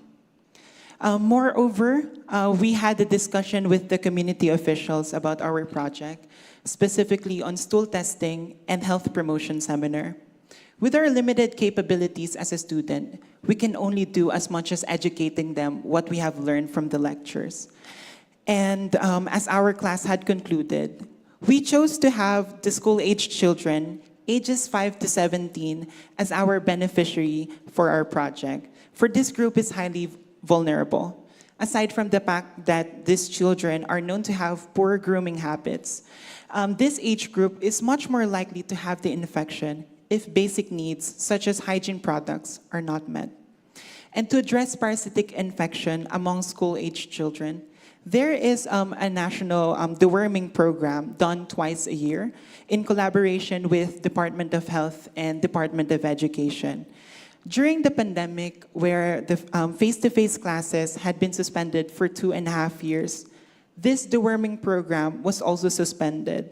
Now that the country has opened already, the resumption of this health program may take a while, and the impact of non-deworming to vulnerable groups, such as school-aged children, is worth giving attention. And to connect medical parasitology in DLSU and service learning, medical parasitology in DLSU offers experiential learning by letting students experience real-world and applied opportunities, integrating classroom learning with meaningful and effective service in the community by providing laboratory diagnosis of intestinal parasitic infections and understanding how parasitic infection affects the community, particularly the school-aged children, and the importance of community health promotion initiatives. As a commitment, medical parasitology partakes in achieving sustainability by including some of the Sustainable Development Goals of the United Nations in the curriculum, such as SDG number 3, good health and well-being, SDG number 4, quality education, SDG number 6, clean water and sanitation, SDG number 15, life on land, and last but not the least, SDG number 17, partnerships for the goals. After weeks of preparation, our class conducted the health promotion seminar, where we gather parents together with their children to teach them about parasitic infections and ways on how to avoid it. For me, the most impactful moment was the time that we were giving out the results of the stool testing. Inside each envelope was a reality checker for everyone. The fact that you are part of the beneficiary of the project makes you a candidate of having the infection, which is devastating because children are the ones who are suffering the most, while their parents are also victim of a poor and unjust society that we have today. The envelopes we provided may either have a deworming pill for those who are positive and none if no signs of infection. For those parents who are receiving pill, you would see how they're being challenged by the society, not because of unconscious biasness or prejudice. You would notice that those who are stricken by poverty are those who are wearing tattered clothes or worn out slippers. If we just had more time during that time, we could have raised funds and provided decent clothing for everyone. Out of the 40 children we tested, 12 of them, or 30%, were infected by helminthiasis. This is an alarming figure, since it's greater than the average, which is just approximately 24% according to World Health Organization. No one can be blamed for that, but together we must find the resolution to address the issue. That is why it is an emergency to have the deworming program of Department of Health and Department of Education to be reinstated to at least control the high prevalence of this disease among school-aged children. Since helminthic infection is transmissible through contaminated surfaces, it can become a familial disease, which means the infection has a tendency to be passed on among family members, especially if the family is financially unstable, deprived of purchasing hygiene products to practice proper sanitation. So the problem becomes bigger if it were not addressed at the individual level. Through treatment and prevention by means of mass deworming, proper hygiene, and consistent sanitation practices, these infections can be minimized. Aside from the medical aspect of our project, which are the stool testing, medicine administration, and health promotion seminar, we could have also done veterinary services for the community, since pets and other animals can also carry the parasites. And we could have also done an ecological study by assessing the viabilities of these parasites in different environmental conditions in relation to the community. Another could be an entomological study where we analyzed different insects and their roles in the life cycle and transmission of parasites to avoid infection in certain communities where these insects are highly prevalent. Service learning is a creative interdisciplinary approach on educating students through experience by applying what they have learned in classroom. Just like in medical parasitology, we have the concept of One Health, which is an integrated transdisciplinary approach unifying health of animals, environment, and humans. Through collaboration, we can find balance, peace, and sustainability once we have identified the different needs and strengths of each participating sector. Collaboration is indeed the solution to solve humongous problems, and hopefully more sectors would partake in this kind of setup in the future. After this experience, I found my sense of purpose and my sense of being, despite not having a degree yet as an undergraduate student. There are times that I would just doubt myself if I'm on the right track because of the broad scope of the topic. But through the help of service learning, it made me say that studying medical biology is exciting after all. With the guidance of Lasallian principles, we can do as much as exercising our faith and empathizing with the marginalized. That made activities such as microscopy, fecalysis, and immersions even more fulfilling. Yet we cannot deny that being a biology student can give you lots of existential questions. To be a scientist in general, you must be aware that this path will test your patience. They say that life is continuous learning, but as a scientist, it's like you're taking 40 courses in every term and for the rest of your life. So it's draining. But when you start to see everything as a whole, learning becomes natural and enjoyable. As a future health allied professional, it would be tiring, I assume. But when your passion is to serve, to be of help to someone else, then the best way to get recharged is to help someone else. And because of my service learning experience, I am now more motivated to become a doctor in the future. If now I can be of help to someone with my limited knowledge, what if once I've become equipped with all the experience that I'll get throughout the journey? And I am now more ecstatic to help more people in need, especially the children and those people who are underprivileged to purchase hygiene products and sanitation practices. That's why I'll be pursuing, or I'll be specializing in infectious diseases in the future. Learning is a lifelong journey.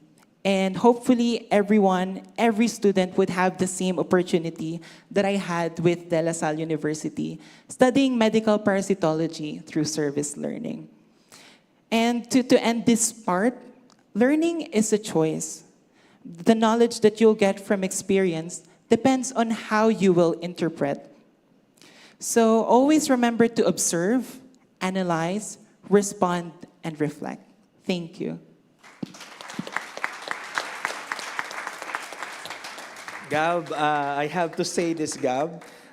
Thank you very much for affirming the blessings of service learning relative to your academic enhancement, personal development, and even values development relative to the core values of the LSU. Also, thank you for showing great resolve to continue serving others, through your academic discipline. Thank you very much, Gab. So, at this point, let's listen to Ms. Fritzi, the Vice President for Lasallian Mission of the LSU.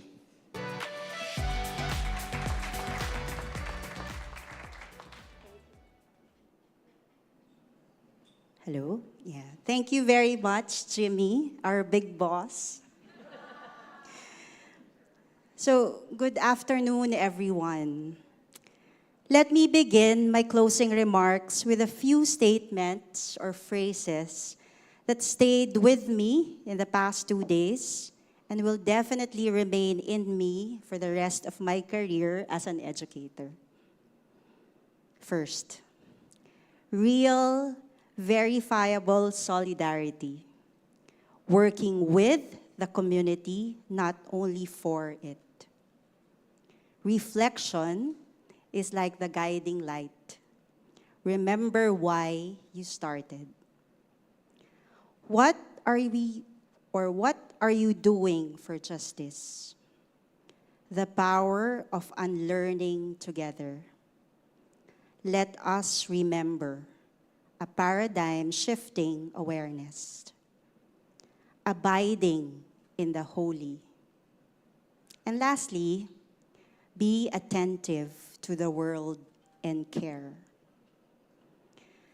When I gave the message during the welcome dinner, it seems like it's so long ago, but it was just 2 nights ago. I talked about gifts, and this was the invitation from Jesus to receive these gifts. So that was the gospel when we had our Thanksgiving Mass. Then, when I listened to Dr. Howard's presentation, he made mention that for us to better understand and appreciate our work with communities, we look at people and communities to have assets and capacities, to focus our attention in the individual gifts and talents of communities as the center and consider them to have the capacities to be leaders whom we can work with. I realized that if we center on what we have and what we can do, this will allow us to be grateful and be able to share these gifts to others. So allow me to share my reflection of how I think the 4th Global Symposium has brought gifts to each and every person here today, both physically and virtually in the past 2 days. We are fortunate to receive the gift of service learning, a gift that can transform lives and communities.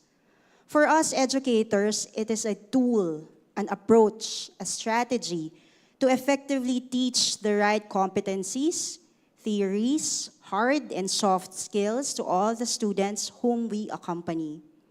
Service learning transforms schools and the idea and focus of what education is for. Dr. Bross said that as educators, we are called to respond to the emerging changes and shifts in the way we do things and understand current realities.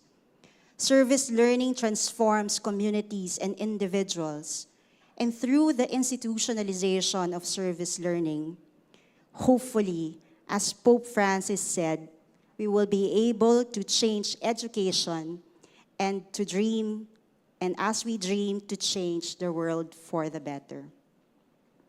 The second gift is the gift of community. The last 2 days, we were able to highlight the significance of our community partners in the whole process of teaching and learning, especially in integrating service learning in our curriculum. We learned to recognize communities focusing on their strengths and building on their capacities to lead the transformation together with our students and educators.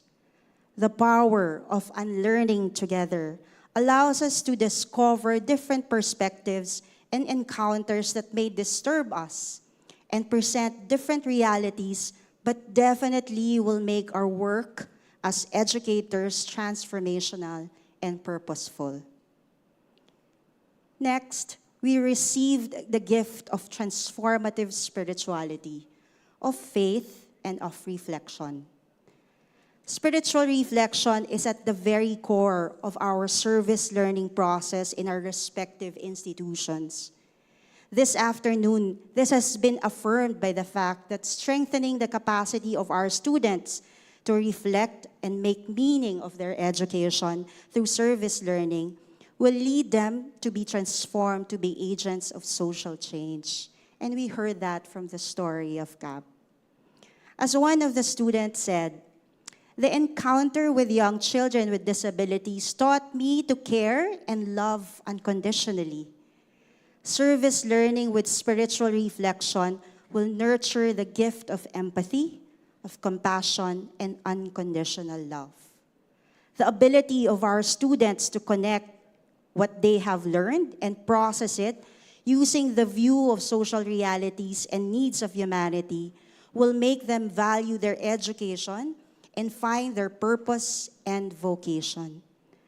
So as we go back to the work in our respective institutions, we would always remember the God that is always present in our work of education.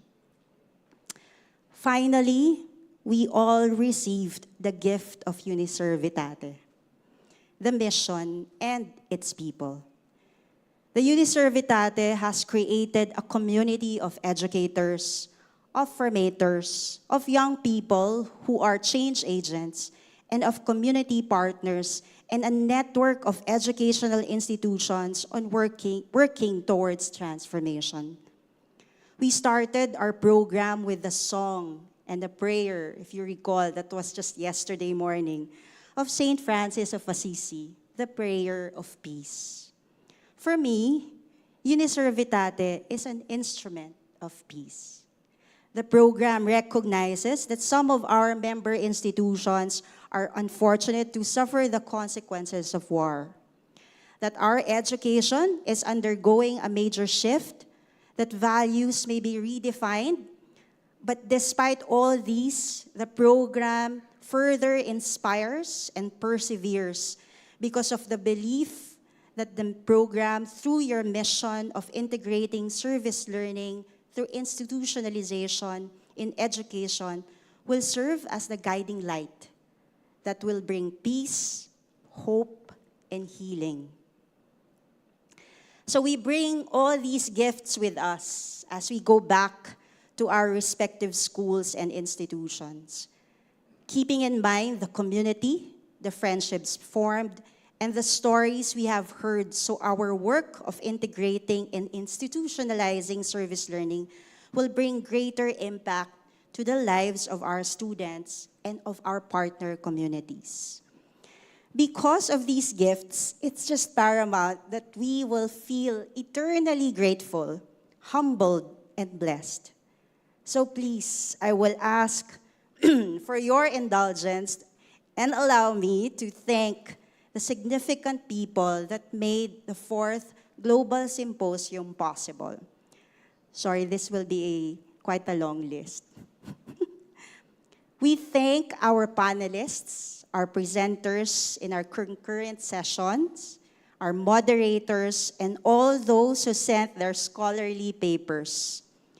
Thank you for sharing your knowledge, your discoveries, your experiences, and your personal stories. We became witness of your own achievements, as well as your own transformation and appreciation of how service learning can be truly transformative. Thank you to all our participants, in person and online. We have a total of 480 registrants, both here and virtually present. And they come from different parts of the world. And thank you, Maria, for sharing the statistics. Thank you for enriching the experience of the Global Symposium. Despite the diversity of culture and tradition that we all bring to the table, we are all united with our purpose of transforming the lives of the young people and bring about social change. Thank you to the voices of the youth. We hear their insights, we heard their insights and their aspirations, their needs and their dreams.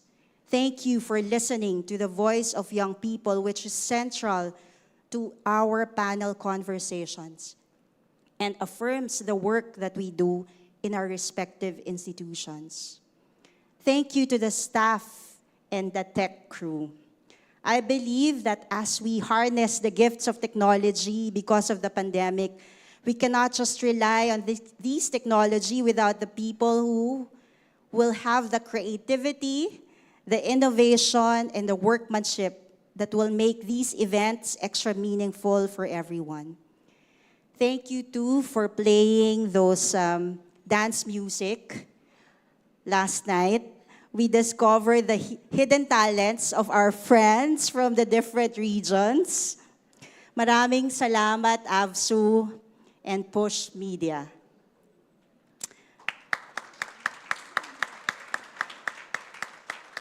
Thank you to our catering service, Josiah's Catering. Your food not just nourished our bodies, but also nourished our relationships. Every drink and food shared with someone definitely brings down barriers of communication and culture. Those drinks also, thank you, because they made our participants very happy, especially last night. We thank the offices internal to De La Salle University who helped us organize the event. These are our partner units from the Safety and Security Office, from Facilities Management Office, our partners from the Admin Office. Maraming salamat. Thank you to the students who performed during the Solidarity Night, those who sang the song in the morning, that's DLSU Choral, and those who graced our Solidarity Night, LSDC Folk and Inner Soul. Thank you for sharing your talent with us. Next time, maybe in Rome, we'll bring our bamboos and we'll make sure the other foreign guests will be able to try that, and with a real candle probably. So thank you. Thank you, Miss Candice. Where's Miss Candice? Yay, Miss Candice, our dear MC. We are blessed to have you introduce our guests and our moderators, our panelists. You also gave very insightful comments and reflections. Your beautiful voice made our presenters less anxious and very excited and calm. Thank you very much, Ms. Candice. We thank our translators, our Spanish translators who were with us live and on Zoom. Thank you for helping us appreciate the stories from different languages. Thank you very much. Gracias.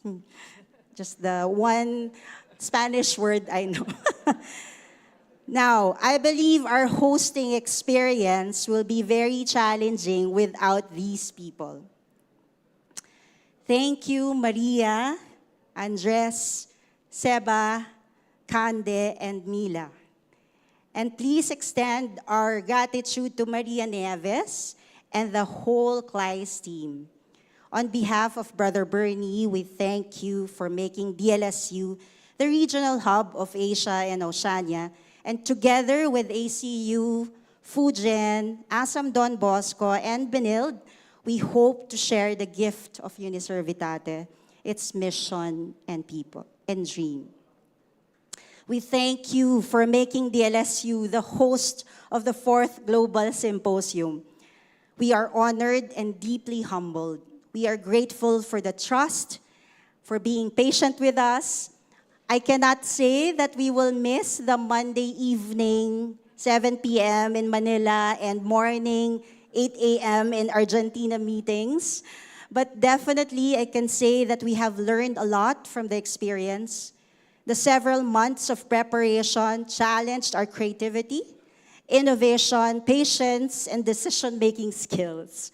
We learned a lot, and thank you for giving us the opportunity to bring people here in Manila, in De La Salle University, and be able to show and share the beauty of our country and our people to our fellow members of the Uniservitate Network. So again, thank you very much, Maria and Andres. And of course, thank you, John and the whole COSCA team. They are full force to support the Service Learning Program team. Thank you to the Service Learning Program team, May, Jason, Nico, Carol, Jimmy, and Romina, and everyone who helped in the work of the symposium. The work you did for the symposium and the work you do for service learning is a testament of how deeply rooted you are with our mission and values. Special thanks to Jimmy and Romina.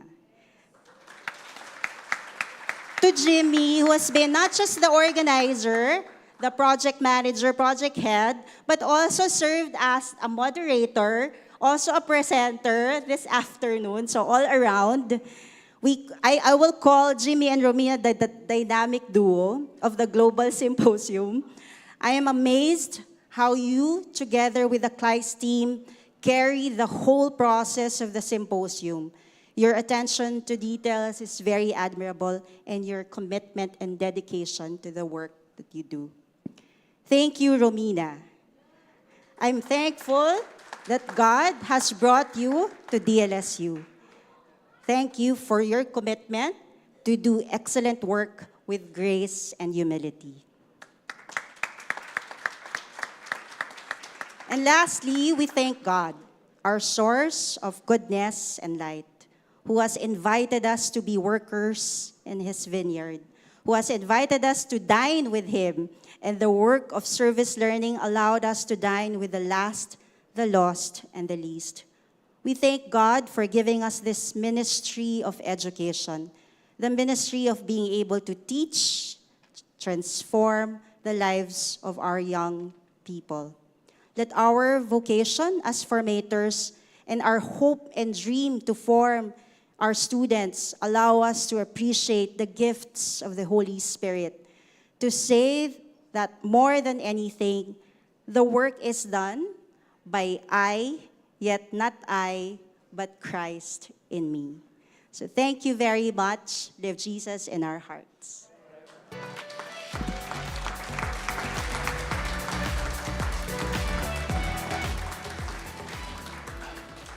Thank you very much, Ms. Fritzi.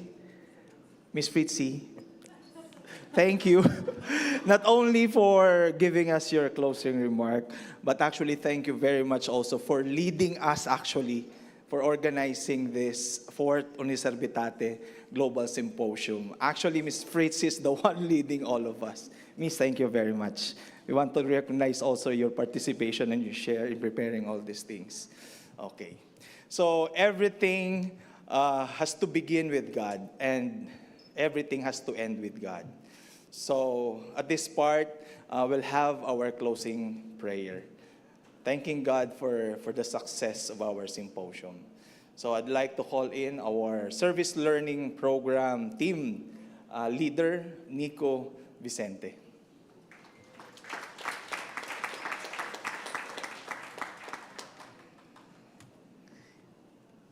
Let us take a moment to reflect on the profound insights and connections made during these 2 days at the IV Uniservitate Global Symposium. Under the guiding light of transformative learning, as we draw this symposium to a close, let us offer a closing prayer. Divine Creator, we come before you with hearts full of gratitude for the past transformative experience we have shared over these past 2 days. We thank you for the opportunity to come together from various corners of the world to engage in meaningful discussions, to exchange knowledge, and to foster a deeper understanding of the power of transformative learning.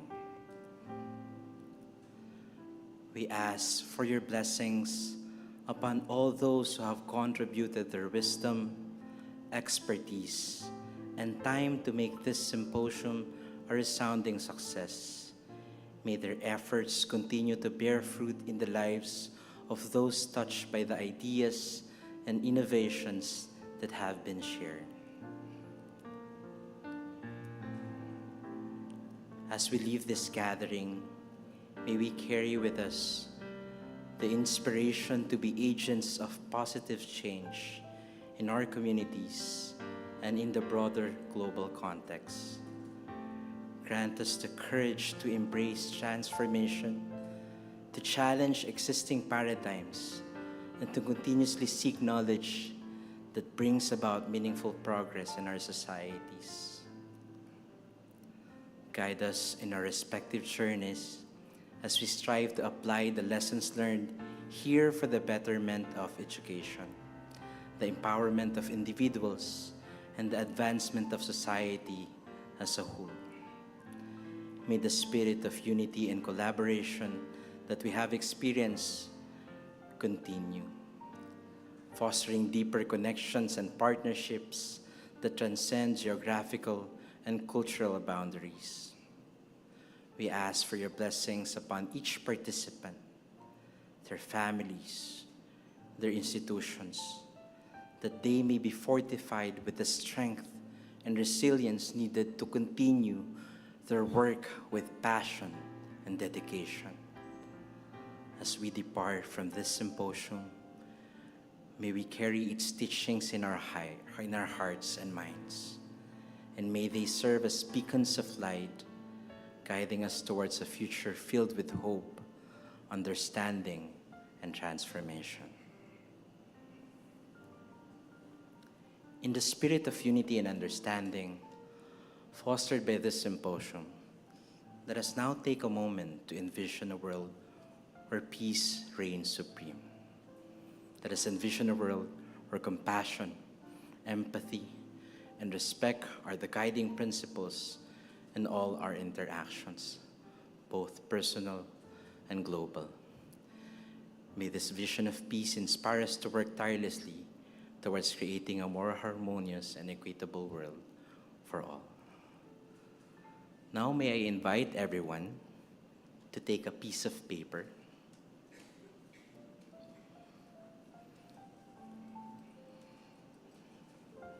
and a pen. Also to our online participants, if you have a piece of paper and a pen with you, you may join us in this prayer.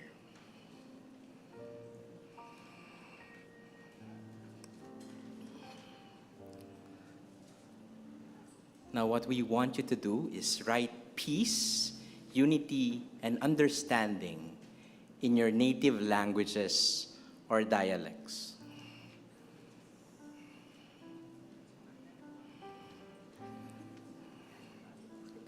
Write peace, unity, and understanding in your native languages or dialects. In Filipino, no? Kapayapaan, pagkakaisa, pagkakaintindihan. That's in our native language. I invite everyone to write peace, unity, and understanding in your native languages. Now look at those words. Take a moment to reflect on the meaning of those words in your cultural context.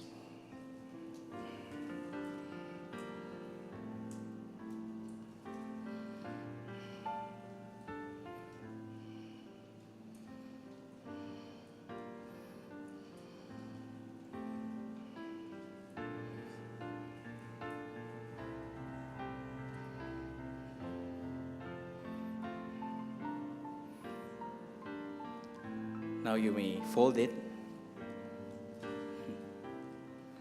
and put it closer to your heart as you continue to the meaning of those words in your cultural context.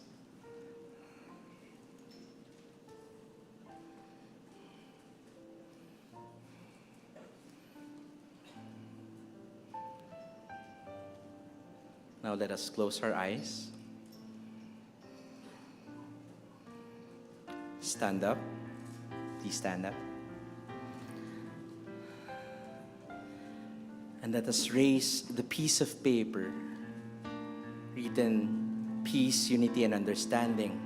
Let us raise the piece of paper towards the sky as a sign of raising our intentions for peace and harmony to the divine.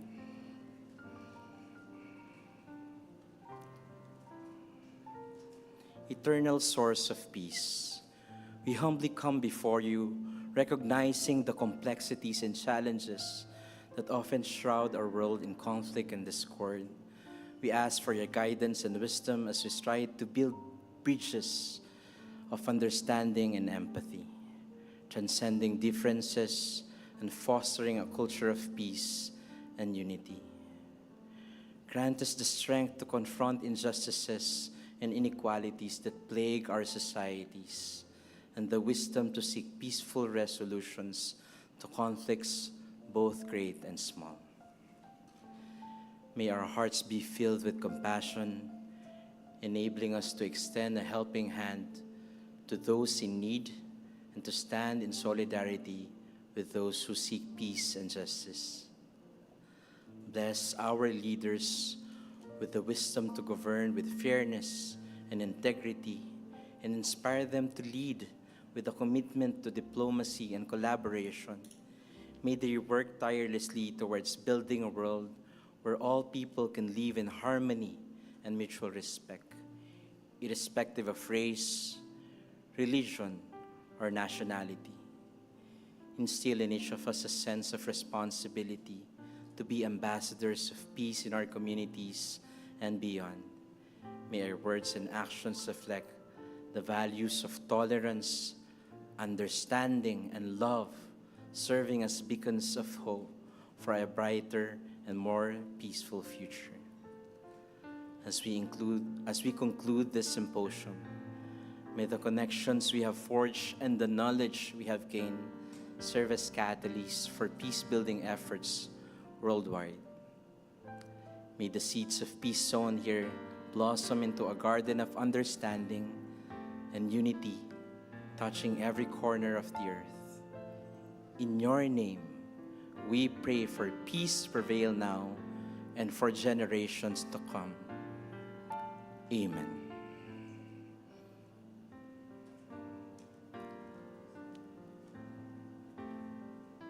In the name of the Father, and of the Son, and of the Holy Spirit. Amen.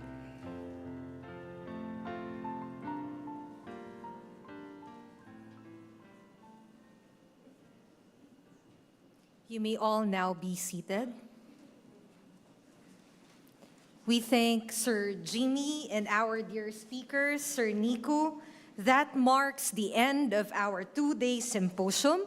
We would like to request everyone to please accomplish the evaluation form, which you can access through the QR code on your screen.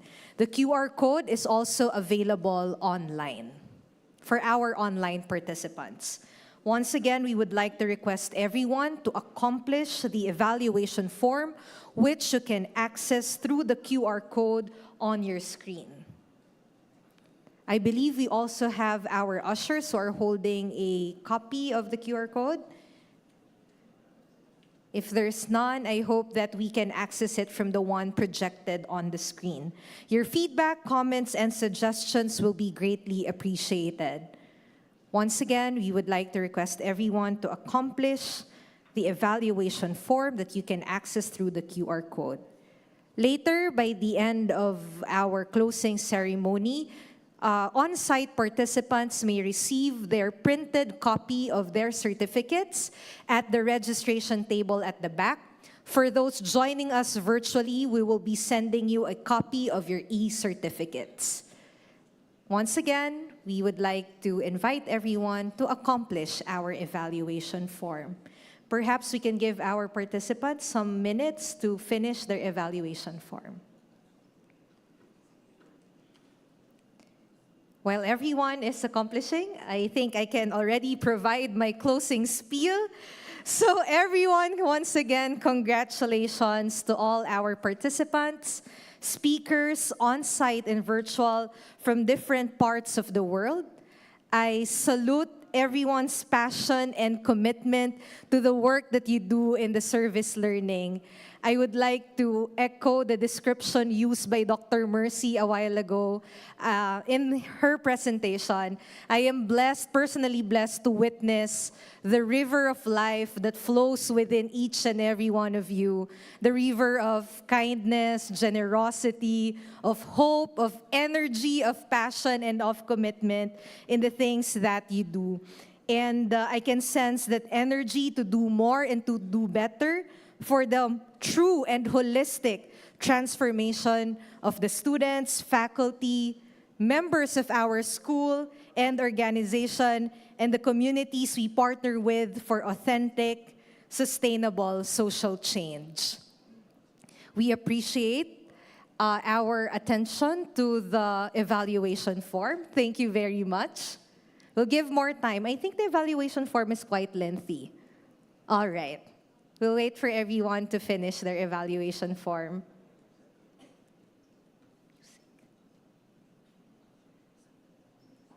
Music. House music.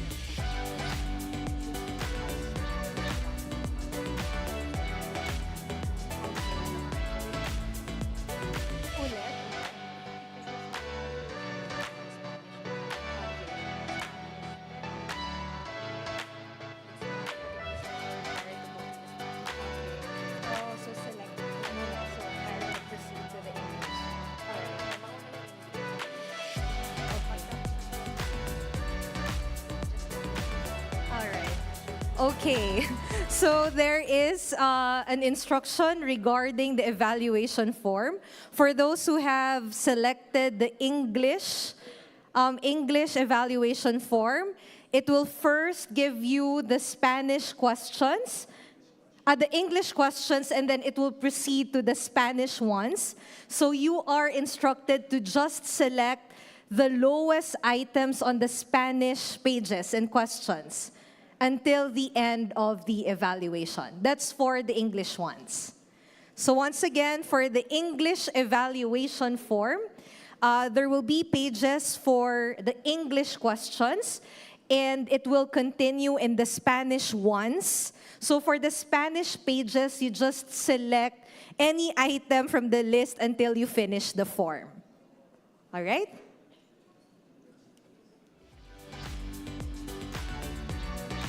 I think as we end our evaluation form, let me again say,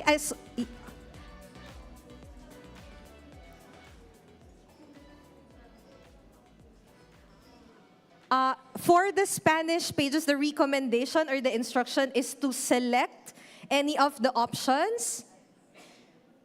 To select any of the option, and then so you can finish and submit the form.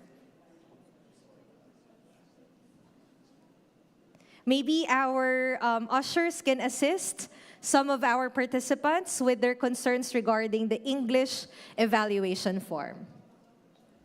Or you may approach our registration table in a bit. So once again, dear participants, I would like to send my sincerest gratitude. Thank you, gracias, mercy, danke, and in all other possible translation of maraming salamat po. It has been a great pleasure to host this event. Once again, I am Candice Perez from the De La Salle University, Manila, Philippines, greeting you all and wishing you all that may the works of your hands, your head, and your heart be so blessed. In the Philippines, we have this word padayon. Padayon, which means keep going, never give up, keep moving forward. Padayon, our dear participants, at maraming salamat po. Please take care, everyone.